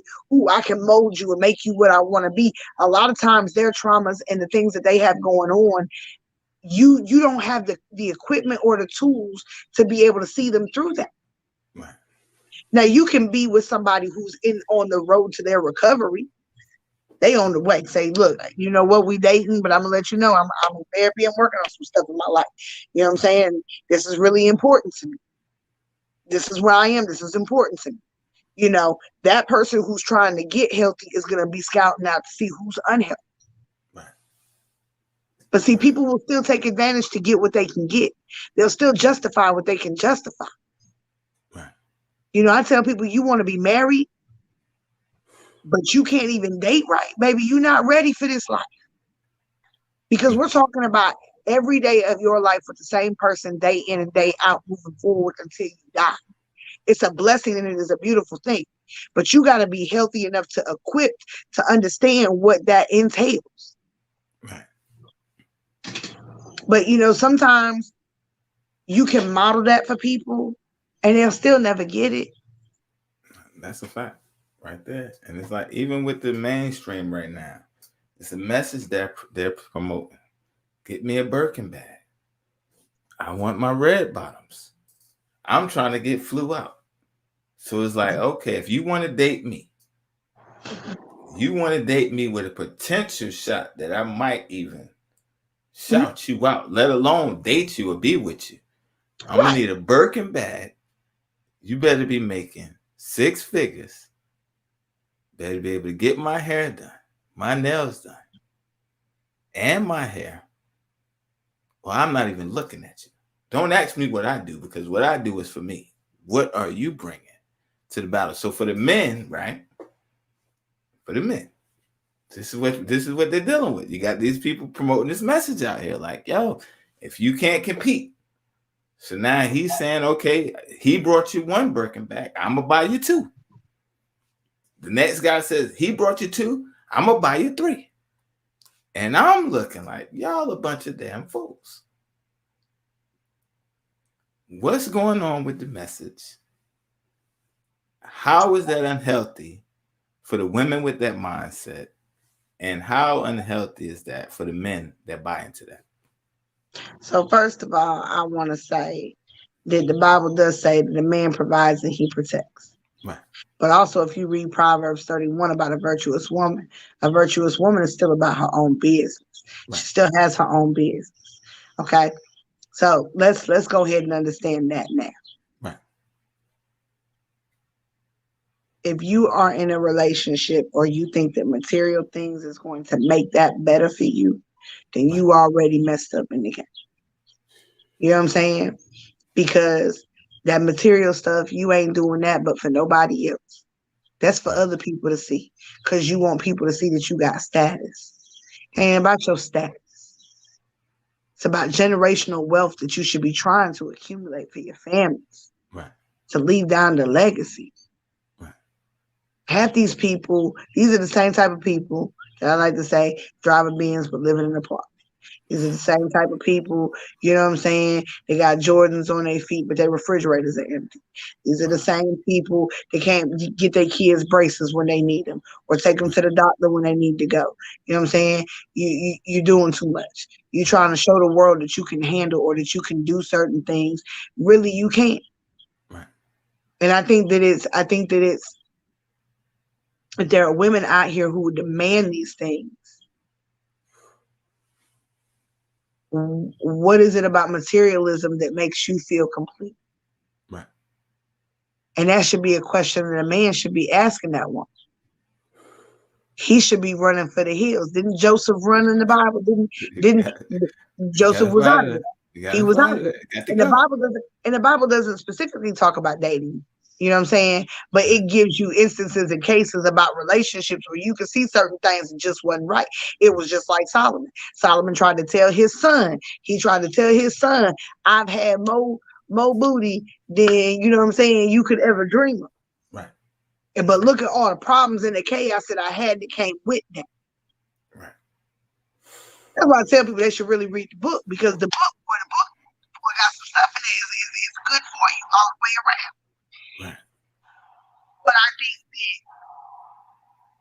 that the problem is that, you know, talked in our last conversation, we were talking about, you know, women needing to get their stuff together. Right. You know, there are men out there that equally need to get their stuff together. Right. You know. Right. But we're perpetuating that cycle. And whatever man is buying the materialism, see, what women don't fail to realize is he sees you. Let's go ahead and get that out there, number one down. He gonna buy you a couple things because he know what you gonna do. You gonna give him what he want. He gonna buy you a couple of things. Right. But he ain't never gotta commit to you. Right. He ain't gotta commit to you. So if you're comfortable, oh, he got my hair done. Oh, he got my nails done. He bought me a little bag. I'm so excited. He bought me a little bag. He ain't put no ring on that finger. He ain't giving you. He ain't taking out no life insurance policy for you to have if something happened to him. He ain't trying to give you babies. He ain't trying to buy you no land and put you no house on it. Right. And even if he is, you've shown him what his value is, what your value is. So he know all he got to do is buy you a bag. He can go do whatever he wants to do. Wow. Right. See, and those are broken relationships. Again, because we set it up for the wrong thing. You see what I'm saying? We are accepting and we are allowing the wrong thing. Right. Stop doing that to yourself. And like I said, if you can't be complete without nobody, and I mean truly be complete without nobody. Right. Loving your life, doing your day to day, achieving goals. You know what I'm saying? Doing the things that you have set forth for yourself, making progress, making milestones, growing in the way that you want to grow by yourself, and you are truly happy by yourself. Then you ain't got to be able to bring nobody else into that situation. Right. But then if somebody comes into your situation and they know your situation is jacked up, but they choose to be in your situation, and you know they're just as broken as you is, because you know when you're broken, you know when you messed up, you know when you're not healthy, you know it. Wow, that's the thing right there. So let's talk about recognizing signs of unhealthy relationships, whether dating, sometimes with your friends, sometimes in family. Let's talk about some different ways that may affect people with unhealthy relationships. Hold on, before you start, we got a comment real quick. Hold on. Okay.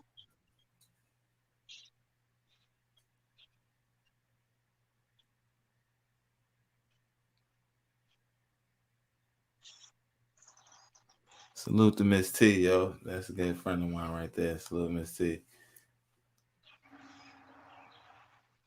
And she's right.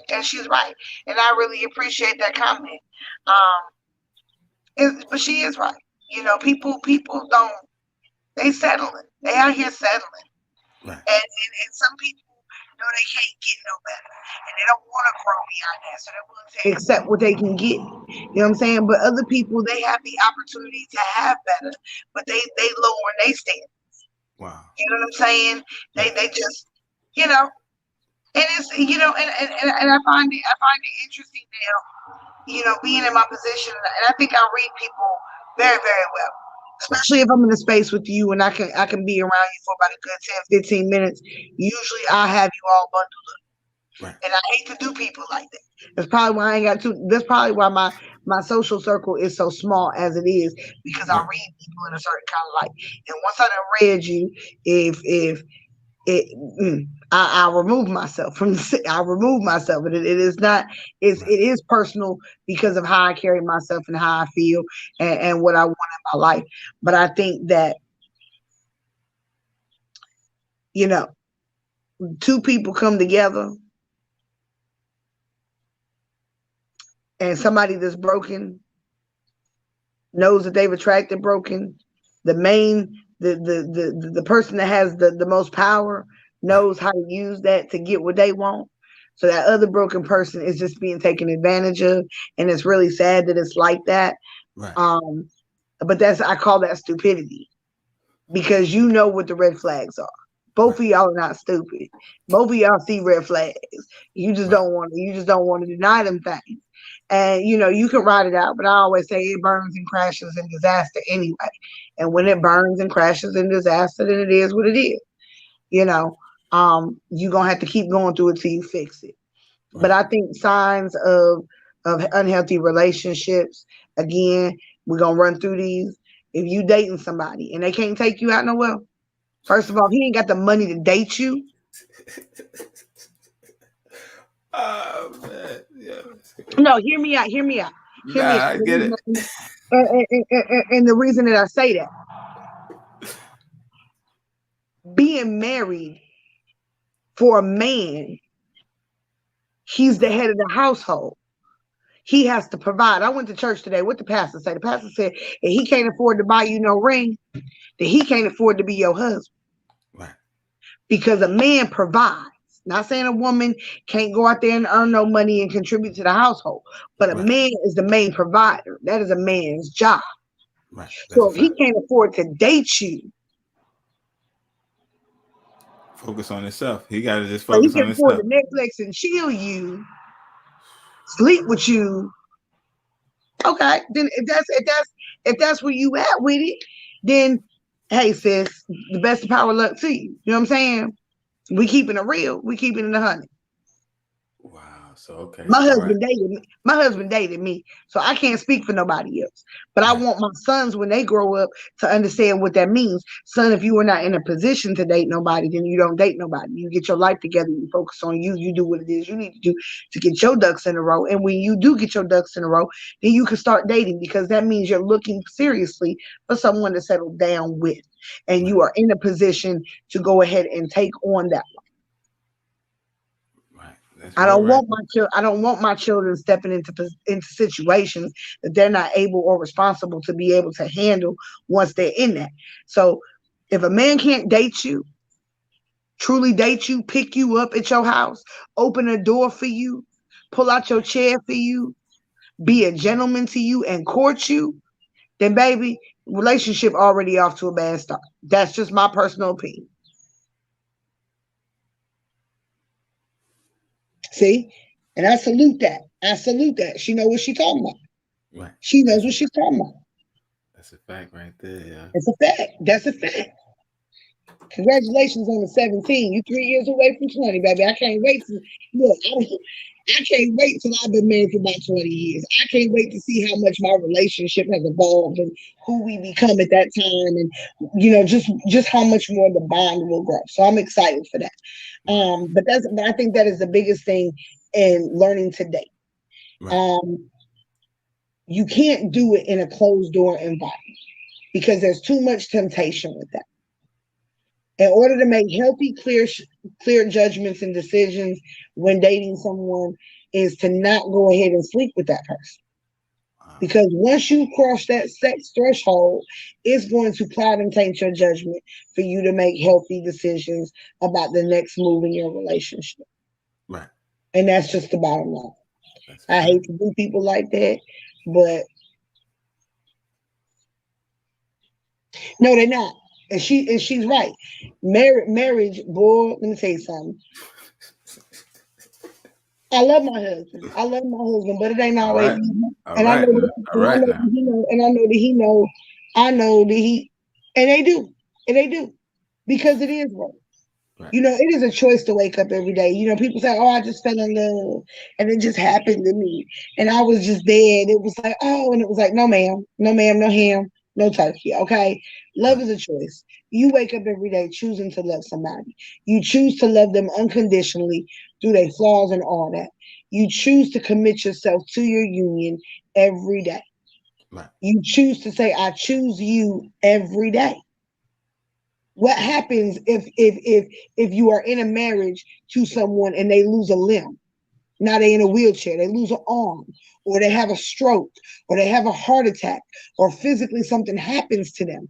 You Right. are making a lifetime commitment to say, I'm going to be there for you, whether we can have sex or not.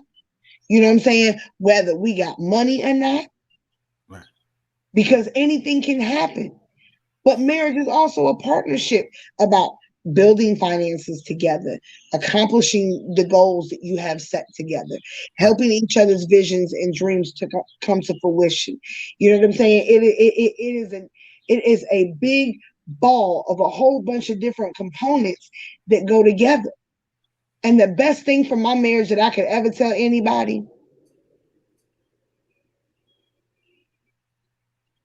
Wow. Wow. Salute, Miss C. I'm definitely saluting you on that, and that is so real. I actually follow a couple on YouTube. He got paralyzed. He was a quadriplegic. He got paralyzed when he Right. was 14. Um, but he's married now. And his wife is his caregiver, and they go and they have all this amazing fun. But they talked about, having this active sex life. They say it's possible, but they don't tell you how it's possible because that's their Right. personal business. It's But their they let you business. know that it's possible, but that there are definitely some difficulties to that. You know Right. what I'm saying? So love is I choose to love you every single day. Right. We out here doing it all kinds of wrong. We soul tying ourselves to people and giving the best parts of ourselves to somebody without commitments, without labels, without promises of marriage, without really knowing who we tying ourselves to, what kind of background they got, what kind of drama they got in their life, who they associated with, whether their credit scores are good or bad, or anything else. Right. But now you done tied yourself into something. You don't care what it is because they ain't trying to go no that long. Right. Wow. Because you done did down and you done did this to them. Now it's like, oh yeah, I'm here. It's like you're doing it backwards. You don't produce good fruit when you do it backwards. Wow. If I could go back in my life and do it again, I promise I would go back and I would have waited until I got married to Right. consummate my marriage. And I also would have understood if I could go back with the knowledge that I have now. Right. That dating, I could have made my dating life so much easier had I really understood what standards were about, Right. understood about how to complete myself first, have self fulfillment and contentment within myself, and to really have that relationship with God first, because I know when those things are solid for people, they're not going to sit around and end up in relationships that are not healthy for them. There are Right. women that are 50 years old, 40 years old, that ain't never been married and still to this day will not get married because they choose not to settle for someone just because they ain't got no one. Hey, if you ain't got it together and you not for me, then I'm not even gonna waste my time with you. These are the Right. women that will cut you off in a heartbeat. Oh, he did that. I'm not dealing with that. Boom, bye, Right. out of the picture. And if you Right. don't grow from those certain situations as to why somebody's cutting you off and why they're not talking to you no more, then you're not allowing yourself to grow. And then when Right. it comes to relationships with our children, parents, keep the door open. Keep the door open. When your child comes to you with something that they want to talk about, don't shut them down. Right. Don't shut them down. And we got to stop being the culture that says, you know, I told you so, or because I said so. No, kids need us sometimes to explain why they can't do certain things. Right. Kids sometimes they need us to praise them when things are going good, and they need us to be there for them when things are not going so good. Right. Hey, I'm getting bullied at school, or somebody said such and such at school. Be a parent. Be there for them. Stop Right. putting them in front of the TV, letting them play video games all day, be on their phone all day. Get involved. Wow. When you don't have that, you're not having a healthy relationship with your children. And if they Wow. can't come to you and feel secure about coming and having a conversation with you, that relationship between them, they don't feel safe enough. Open Wow. communication is about safety. Right. I need to feel secure and safe to be able to come and tell you something. And I need you not to flip out. So we as parents, we got to dial in, Right. and know how to rein our emotions so that Right. we can have those conversations with our children that we need to have. And not overreact. And the thing is, for the men out there and the young adults, as a Mm-hmm. man, one thing looking back on my life, like as a child, you taught quantity over quality. For the Mm-hmm. young boys out there, I want to let y'all know that's not true. If I can go back and do it again, it would be quality over quantity because I would only did it one time and that would have been the end up.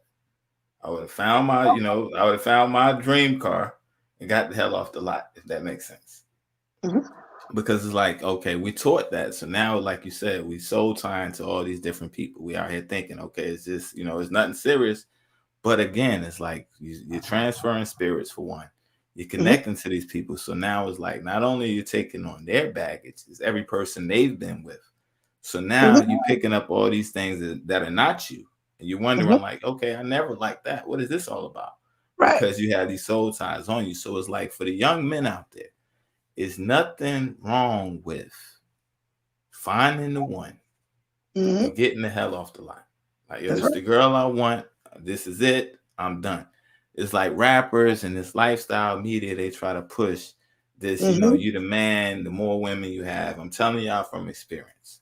If Mm-hmm. I can do it again, I would have got one and got the hell off the lot. Because it's like now it's the same way with like how women have a reputation. It's the same thing with men. Don't a woman want a man that's been all around the world? She Uh-uh. wants to feel like she's special. She wants to feel like she's the only one you experience. So, young guys out there, there's nothing wrong with putting your woman first. There's nothing wrong with finding the one and saying, That's yo, right. you know what? I'm done.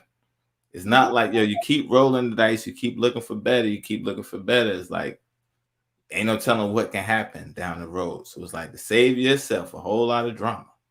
Mm-hmm. Because the older you get, right, and the more tainted people get, the Mm-hmm. less the quality becomes. If that makes sense. It's like, like the more insecurities come now, the more trust Mm-hmm. issues come now, the more anger comes in, the resentment from past relationships. So you're dealing with all this stuff, whether you're coming in with it That's or right. whether your partner's coming in with it. Yep. So it makes it harder, whereas like you're already coming in with trust issues. You're already coming in with, I ain't gonna put up with this. So it's like you're coming in with these expectations Mm-hmm. that people can't live up to. So it's like, yo, Mm-hmm. when you do it the right way, you do it God's way, like you say, courting and getting to know a person, and you keep God in the midst. Because when storms come, when the money's low, when times get real, God is the only thing that can keep y'all together. And I like what you That's right. said about love being a choice. And that Mm-hmm. goes even beyond our friendships, and that goes beyond our relationships. That's even down to our kids, Yep. right, wrong, and different. That's We right. still have to love them. I might not agree with what you're going through. I might not agree with the decision you made, but it's important for them to know that we love them That's and we right. got their back. Because it's like, if not, if it's like, I can't go to my parent, now we start going to other people for counsel that might not be the best counsel at that time when you're trying to process them. And I think that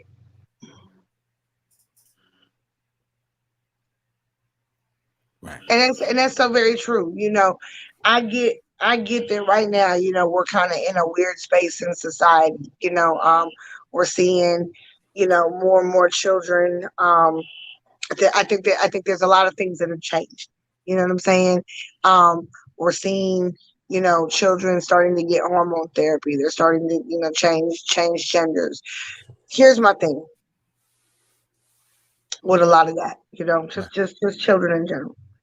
Because teens have the highest rate of substance abuse and traumas. I'm a firm person that I believe that if your child has ever been sexually assaulted, they need some therapy immediately. Because a lot of times, gender and sexual preference can weigh on, can outcome because of a sexual assault. So before we start accepting and doing certain things, we need to make sure that our children are healthy. At that point, if that's a decision and a choice that they want to make, then you as a parent, based on your beliefs and certain things, here's the thing. If you're spiritual and you don't agree with that, you got to learn to separate the sin from the love. You still got to love somebody even if you don't agree with them. And you still got to open your door for them. And you got to know how to separate that. And if you as a parent don't know how to do that, then you also need to get some help and some guidance from a Christian counselor to be able to kind of walk you through how to do these things so that you can have a relationship. I think a lot of that is misconstrued in the media. I think, it's, Christians hate this and we don't tolerate that. And it's like, I think there's a difference between tolerance and hate. I don't have to agree with something. Doesn't mean that I dislike the person. Doesn't mean that I don't care about the person or that I don't love the person. And I think that that's part of being open and having those conversations. These children today, social media and, the access to everything on the internet that we didn't have coming up, that they have access to, the development that they're going through. These kids are fast, they're quick, they're on their feet, they know a lot.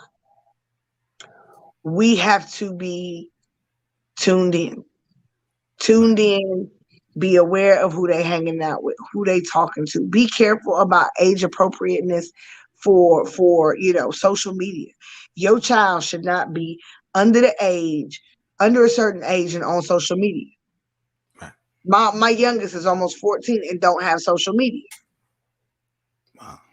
Why should you be on Instagram and Facebook at a certain age? You shouldn't be exposed to that because cognitively it doesn't do you any good.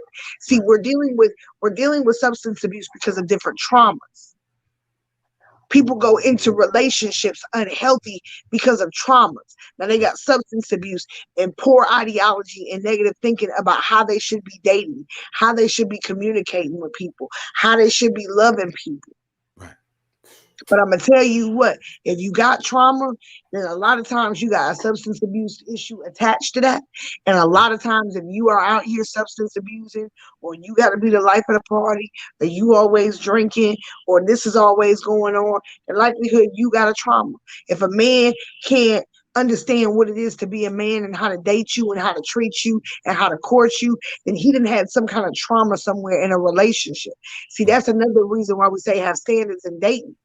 Because if your standards was there in dating, after the first date that didn't go right, you wouldn't date that person anymore. You wouldn't end up in a relationship that would have had you occur some trauma from that relationship. Now that trauma's rolled over and now affected how you're going to date in the future.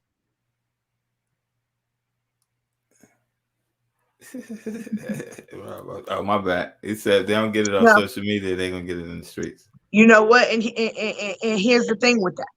When it comes to my children, because I'm very open with them, I mean, me and my kids have conversations.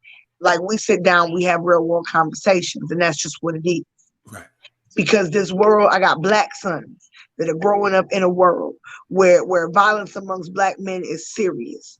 Right. You know what I'm saying? I want my kids to understand the importance of education. I want them to understand what their power is. I want them to understand what their role is in this world. I want to make sure that every bit of knowledge that I have as a human being, that when you come in contact with them streets, that you got every bit of knowledge that I got. So even if you don't know how to react, You can't say you're not gonna know how to react because you're gonna have the wisdom that me and your father have, so that you are and you will know how to handle a situation when you're in it.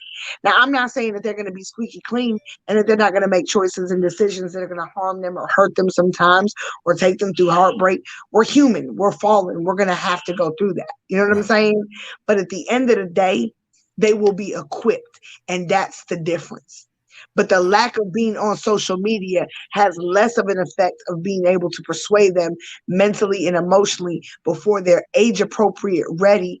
Their brain is not already tainted with that. Right. And that's So they don't exactly. have to worry about body shaming issues, or why my hair doesn't look like this, or should I start dressing like that, or should I start listening? Be who you want to be, Right. untainted and real. You know what I'm saying? And And then that's when you come out there in the world, I know my oldest son, he gonna be who he gonna be all day, every day. I don't care what nobody say. He like that now. If you ain't a he's never gonna be pressured by the crowd. I already know that. He's just too rooted and suited in who he is. He likes it the way he is. He ain't changing that for nobody else. And I think he's gonna have a great life with that. My baby, I pray that he's a social outgoing kid, and that's I want to ensure that he continues to be himself and to not feel like he's got to go with the crowd, so that he right. doesn't incur any kind of social traumas or anything like that that's gonna hurt him. So I think as parents, that's important. When it comes to friends, stop lying to your friends out here in these streets. Stop lying to people. Stop it. So No. Stop enabling. Listen to me. Stop enabling people's behavior. They bad, poor behavior. If you want to have a healthy relationship with people, you got to be honest with them. Hey, sis. Hey, this is what's going on. I see this going on. Is everything okay? right. Hey, I see you doing a little too much of this over here. You know, what's going on? What can I help you with? Right. Now that's a fact right there. So all right, let me help have you help the people right quick, right? Okay. So sometimes, right, these life of the party people, everybody's laughing. Everybody's laughing with me. But in some situations, they're not laughing with you. The They laughing laughing at at you. you. Sometimes they call you because you're the entertainment. Oh yeah. So for people that may be in that situation, they may not know it. Like, yo, okay, they're thinking now everybody loves me. I'm having a good time, but everybody's looking like that's a damn fool, and they acting a fool. You just said a key thing: keeping it real with your friends. Mhm. For the person that may think I'm a social butterfly, everybody loves me, but they bring you around for all the wrong reasons. What advice do you got for that person today? They know. They already know that people laughing at them. They already know. But see, Right, sometimes people in those type of situations, they don't want to confront the elephant in the room. right, You know what I'm saying? Like that people only want you around for certain things, because other than that, they won't invite you to nothing else. right, You know what I'm saying? You got to cut people off that don't have your best interest at heart. right, See, because progression is progression all the way around. Every relationship has to grow and flourish. If somebody, that's my thing. Like if you got a booger in your nose, is your friend gonna say, hey man, get that out? You got a little something in there. That's how I right, always say it. A lot of right, people don't want to tell you when something's off about you. They'll let you walk into a situation being off. Or a girl be like, hey girl, should I wear this? I feel like, instead of saying, hey girl, look, it's a cute outfit, but but it's not for you. I get what you're trying to do, and self-confidence is great. We're right, not body shaming anybody. Self-confidence is great. But we have got to get over this generation where anything goes and you can wear everything. No, you cannot, ma'am. No, you cannot. I'm a little chunky myself. So, baby, let me tell you something. I know what we can and cannot get away with, and I'll let you know. But we've got to get into that stage in our life where we're not afraid to address people and to be honest with them about the things that are going on. And I think that people who are afraid to ask their friends to be honest with them Those are superficial friendships. Right. And if you're comfortable having a superficial friendship,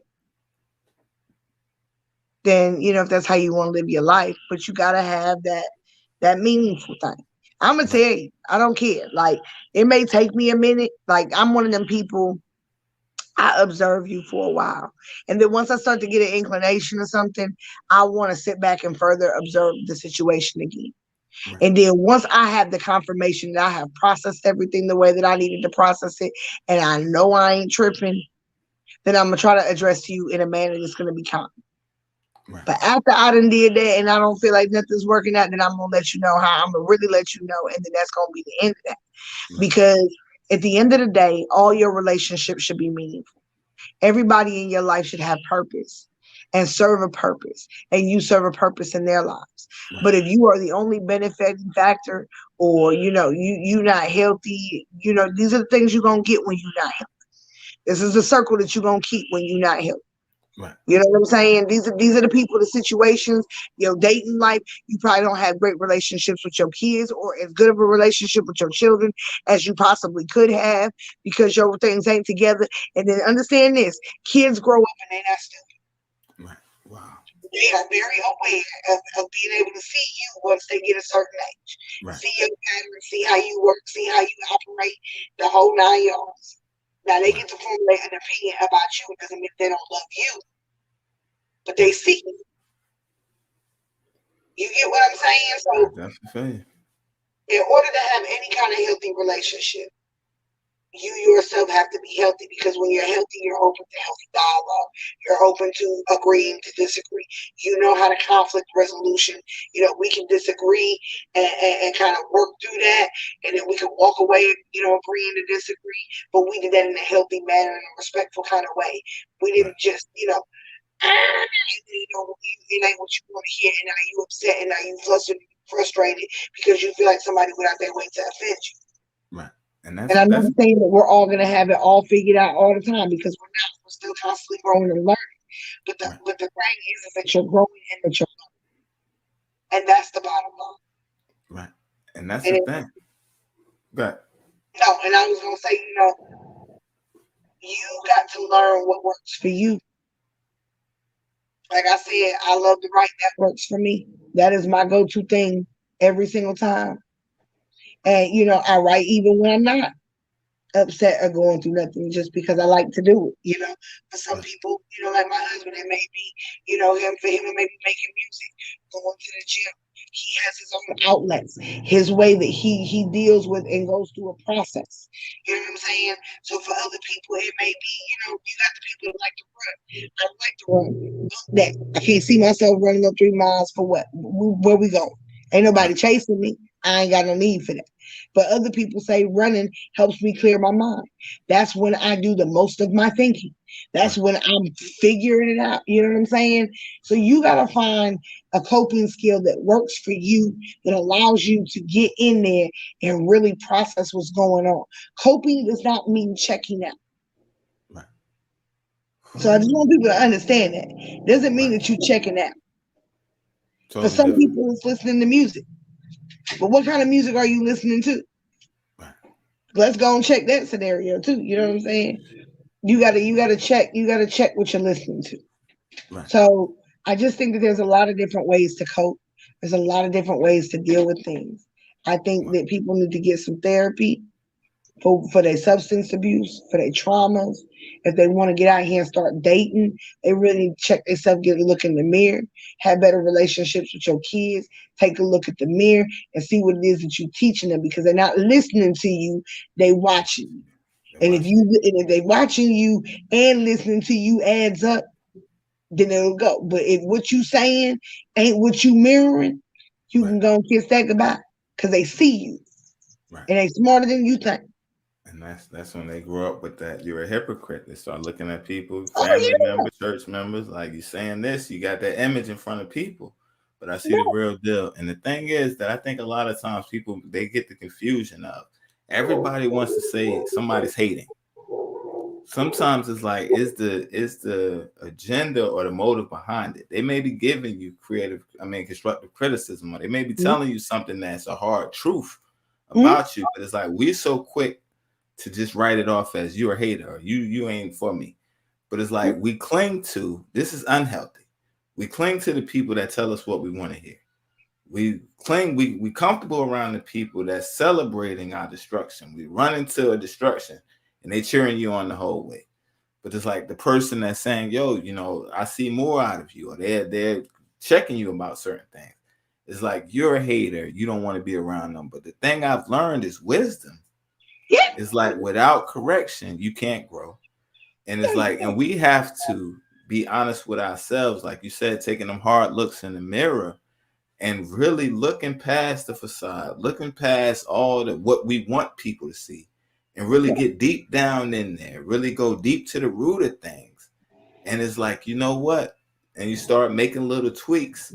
You start not only feeling better about yourself, you start to see things differently. And now you begin to grow and you begin to evolve and you begin to start living a healthy life. And now you can spot healthy relationships versus unhealthy relationships, because it's like, if you don't have confidence in yourself, if you're dealing with low esteem, anybody accepting you, you feel like that's something. And see, when you healthy, let me say something. There are people that I will not associate with. Period. Point blank. I don't want nothing to do with you. I don't want to be around you. I don't want to be in your space. I don't want to share your air. It's not that I hate you or I wish you ill will. It's I don't fool with you. I have been around unhealthy people that I promise you will never share the same space. Right. Until you get yourself together, I refuse to be around that kind of ignorance or to tolerate that kind of behavior. I'm too grown for that. Right. See, and see, that's the thing about becoming healthy. I've been through my own thing in my life. You know what I'm saying? I'm not saying my story is no worse or no better than nobody else. But if I got to climb myself up out of the dirt, sling the mud off my name, clean myself up, and get myself healthy, what makes you think that by perception alone, we know that people flock together, birds of a feather flock together? So what I look like associating my name with yours when I know you a straight fool? Nothing about you says wise. Nothing about you shows no wisdom. Nothing about you shows no growth. And see, we gotta stop. I think when we start doing those kind of things on a bigger scale, and I tell people why I don't fool with them. I ain't got no problem with that. I don't have, because guess what? Here's the thing. Legit people can't address or fix something if you don't let them know sometimes. Right. That's right. That's what I'm saying. If I gotta sling myself up out of the mud, you know what I'm saying? If I done lived a life of trauma, and then I'm traumatizing other people, you know what I'm saying? I'm ripping and running the streets, you know what I'm saying? I'm doing things that I ain't got no business doing, you know what I'm saying? I gotta clean myself up. If I gotta get healthy and go to school and do all these things and build a brand for myself, my name, my reputation means everything to me, because this is what I do for a living. Right. So if I'm around you and I know that you unhealthy, and I'm gonna address it with you. Because I've had people say, oh, well, why you don't want to hang out with me? Or why so-and-so don't like me? Or what? I ain't got no problem telling you. Right. You ain't gonna make or break my day. Right. You know what I'm saying? But me telling you gives you understanding and clarity to let you know, okay, there really is something wrong with me. How many other people have I hung around, see this behavior in me, and ain't telling me nothing? We can't grow if we ain't willing to police each other up. Right. You know, and it's just like even with dating. You dating somebody, the date don't go right. It ain't your, you know what I'm saying? You ain't got to see him again, but it's okay to say, you know what? I like you. I think you're attractive, you know. But unfortunately, we just want two different things in life right now. I'm over here looking for this. You're clearly looking for this. It's just not gonna work out. I can't force you to be here, and you can't force me to be here. But I hope that you find what it is that you're looking for. Right. And that's we gotta stop trying to force and mesh and make people fit the blocks that we want them to fit. Because when we do that, that trauma behind them, it comes out. And however long it takes to come out, it's gonna come. And when it comes, it's like a slap in the face. Because they wearing a mask for you. Right. But it's all gonna crumble. Because it's a facade, right? It's a facade. You can only keep up a facade for so long. You can only keep up a lie for so long. Right. And that's why, when people are unhealthy and people got issues, it's important that you be straight up with them and you be honest with them and you correct it. I worked with people who had substance abuse issues. How can I help you? What kind of treatment do you want to receive? You know what I'm saying? Long term, short term. What's going to be the best for you? Based on these things, you may need this. But you got to have the right motives to want to get clean. You got to have the right motives to want to work through your trauma, because it's got to be about you. Right. We got a But comment people right quick. Hold on one second. We got a comment right quick. Yeah. Wow. Did you see it? You can't. My bad. Did you see it? Oh, you ready to go? Okay. Yeah. And empaths do have to be careful, boy, because they will suck up. They will take on the emotion of other people. See, I used to kind of fall in that bracket. That was me when I want to save the world type thing. Now it's like, look, you want the help, I help you get what you need to get. Right. I'm gonna keep it real with you, but I'm not gonna force you, and I'm not gonna coddle you, and I'm not gonna hold your hand all the way down. Now, therapists, that's what they do. They have a client relationship that is very warm and embracing with their clients. They chose to do that work. That's a great thing. Wow. But we have got to get. But there has to be some kind of level of realness, and I think we so much don't want to offend people, and we want to tolerate everything, that this is where we have gotten to in the world. Right. And that's real. We just start accepting everything. Everybody's accepting everything. Right. I wouldn't be where I am if I accepted everything. Right. And that's, like you said, back to having a standard, right? And that's the thing with this trauma, right? Mm-hmm. These series right here that we're doing, they're so important because, like, okay, we pick a topic, right? Mm-hmm. And it ties into so many different other things. So it's like, once we go in, it's almost like we jump down a rabbit hole, because it's like, it's not like a one size fits all type of thing. No. So it's like, all right, we're talking substance abuse and stuff like that, and how it trickles into relationships, how unhealthy coping, and even from the comments and stuff like that, this is stuff we all go through. Right. Having healthy friendships, having healthy relationships, and things like that, right? So, okay, we do this every 2 weeks, right? So for the people that's tuned in right now, we're going to be back 2 weeks from today, correct? Yes. All right. Do you know what the next topic is for the next one? We're actually going to be talking about narcissism. Narcissism next time. So, all right. Okay. So trauma, narcissism. Sometimes, like we said, the person that's in narcissism, they're trying to overcompensate for insecurities and things like that. So it all ties in together.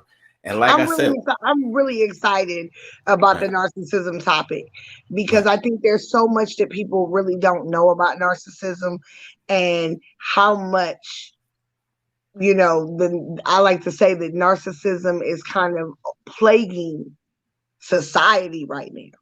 And I think it's just really going to be a great topic. So I hope that y'all tune in for the narcissism topic in 2 weeks. She said, I can't wait. I know. I'm excited too, girl. I'm excited too. So I'm really excited about that. And I want to say that I appreciate everybody that comes out, that supports, that shows support. I know that, our shows are usually about 2:45, 3 hours. Right. We're trying to give you as much information as we can. I know it's a lot of information. So I just want to say that we thank you, and we, just love that you rocking with us, what I'm saying, during this time. Wow. And that's the thing right there. It flows so fast, it doesn't seem like the time. Okay. But for today, we're talking about substance abuse, healthy coping skills, and healthy relationships. So if you had to wrap it all up in like a final word, what would you say to the people? I would say that it's really important to look out for signs of substance abuse, just signs of trauma, period. And if you know that somebody has had trauma, whether they were small, a child, an adolescent, a young adult, an older adult, you know, really encourage them to get some help. Sometimes it takes for us healthy individuals to find them the help that they need. Once you do that, and if they're children, then parents, you definitely have the right to go ahead and push and force and make sure that takes place. Um, but we've gotta get help for trauma. We've got to get help for trauma. We got to stop self-medicating. Self-medicating destroys relationships. It destroys relationships on a huge level. You Right. know, it also brings babies into this world addicted to substances. You know, we've got to do better and learn how to address the problem. I get that it's so much easier to self-medicate, but the long-term effects of substance abuse is going to be so much more damaging than it was when it started. And Right. so I really encourage people to get help. If you have substance abuse, please make sure that you find a substance abuse center. Reach out to an outpatient therapist. Just really do some research and try to get your loved ones some help. Um, Healthy relationships. Be honest. Be honest with yourself. Be honest with the people around you. And if you are somebody that's healthy and you're in contact with someone who's unhealthy, don't be afraid to point that out to them. Because sometimes unhealthy people been unhealthy for so long because ain't nobody said nothing to them in the first place. Right. We got to start being real with each other, but we also got to be real with ourselves. Right. So I really encourage that. I really encourage parents to really watch over their children a whole lot more. Be involved. Be involved. Watch what they watching. Know what they looking at. Don't let them get social media before it's ahead of their time. They're not emotionally and cognitively ready for the trauma that is attached to that. Right. So don't do that. You know what I'm saying? We got to do our jobs to stay healthy. Coping skills. Coping skills. Right. Kids mirror what they see. Parents, we have to demonstrate healthy coping skills. We got to know how to talk and communicate. We got to know how to show that it's okay to deal with stress. That stress happens, it's natural, and demonstrate healthy ways to cope. If you do not have any healthy coping skills, you can talk to a therapist about it, but you can also Google it, as I like to call it, Juju. But it's just a Juju click away. Wow. It's just a Juju click away of being able to type in healthy coping skills. You can do so much research from the click of your own home Right. and prep yourself. You know what I'm saying? For information that's going to be a benefit to you. Wow. That's a real thing right there. So we're going into another work week, right? It's Sunday. Everybody getting ready for the week. Okay. Before we end it, right? I know you're my sister, Yes. praying woman, prayer warrior, right? Yes. For the people that might be watching, that might be dealing with substance abuse, let's drop a little prayer on them, if you don't mind, for the Nope. person that might be dealing with substance abuse. So, dear Heavenly Father, we just come before you right now, Lord. You know right now what's going on with everyone in the world and everyone who is watching. Father, we pray for everyone who is dealing with substance abuse. Substance abuse doesn't come by itself, Father. It comes with a whole lot of other things: anxiety, depression. It comes with different mental health disorders, and it plagues people, Lord. It robs them from being able to have clarity and peace of mind and to be able to make good, healthy decisions for themselves, Father. And Father, I just pray that you know who's in need. And Father, I just ask that you just touch their lives right now in the mighty name of Jesus. Father, let them know that you are with them in your mighty name. Father, that whatever kind of trauma that they have endured or been through, Father, that it is not their fault, that they are not the ones to blame for it, and they shouldn't feel no shame or guilt about what has happened to them, but that they can be set free because you died for the sins of us. The death that we should have taken on the cross, you did for us. And Father, let people know too that just put on their hearts that forgiveness is not for the other person, but that forgiveness is for us. That we forgive so that we can be set free, Father. And we know that with freedom comes the breaking of chains, comes the breaking of addiction, the breaking of substance abuse, the unbreaking of unhealthy bondage that has plagued our lives with negative thoughts, Lord. So, Father, I just pray right now for everybody in your mighty name, anyone who needs help, Father, that they seek help and that you encourage them along the way. In Jesus' almighty name we pray. Amen. Amen, amen. And yo, salute to everybody watching. Yes. This is the Proof in the Pudding podcast show. I'm your host. I go by the name of Sion 919. This was our trauma series, part 6, with psychoeducational therapist, my sister Natalie Collier. Yo, I'm excited about the next show in 2 weeks. We're going to be talking about narcissism. Today was about substance abuse and having effective, healthy coping skills and healthy relationships. So we hope that today help somebody. And if you know somebody that may be dealing with a substance abuse, share the video with them. You don't have to tag them or put them on blast. You can just simply share them, send them a link. You might text it to them. You can put it in their inbox. And our prayer is that somebody's life be changed from the show on today. And we're going to continue to keep going. Sis, I thank you as always. Yes. You always come up here, you represent. And I'm definitely excited about the next one. So if you got any final words, you got any shout outs, anything else, I'm going to do the sign off real quick. This is the Proof in the Pudding podcast show. I go by the name of Sion 919. Our special guest every trauma series, you already know, Natalie Collier, my sister, psycho-educational therapist. If y'all need to hit her up, be sure to hit her on Facebook. What's the Instagram? I don't really get on Instagram too much, so Facebook is the best way to hit me. Okay, and y'all see the name and the link, and you see it right there on the screen. So y'all can hit on Facebook. If y'all have any questions, or during the week, you may have something that might be tied into the next topic. Maybe a question. If you have any questions for the next topic, please DM your questions to me early, or DM them to Sion, so that we can go ahead and kind of work those questions into the show. Or if you have questions, we can always take them at the end of the show. So it's up to y'all how y'all want to do it. All right. And again, thanks to everybody watching out there. You want to send a shout out to bro out there? Salute the crews. You got any shout outs you want to do before we... Y'all know who y'all are. I love every last one of y'all. And I just appreciate my husband for his support and his encouragement. And it just means a lot to me. My journey, every day has been amazing as it is, because I've had somebody to encourage and motivate and push me, even when I didn't want to be motivated, encouraged, and pushed. Right. So I just really appreciate him for making some things possible for me. So I just appreciate that. All right. And thank you again. And thanks to everybody watching. Yo, this is the Proof. We'll see y'all in 2 weeks. And we love y'all. Everybody be safe. Hold on. I ain't got my video queued. Hold on 1 second. I'm over there doing too much. All right. Okay. We appreciate everybody. We hope y'all have a blessed week. This week coming up. Stay encouraged no matter what you're going through. With God on your side, you can make it. Keep your eyes on the prize and never give up. And again, we love all of y'all. Thank you for watching. Please subscribe to the channel if you haven't. We thank y'all again. All right.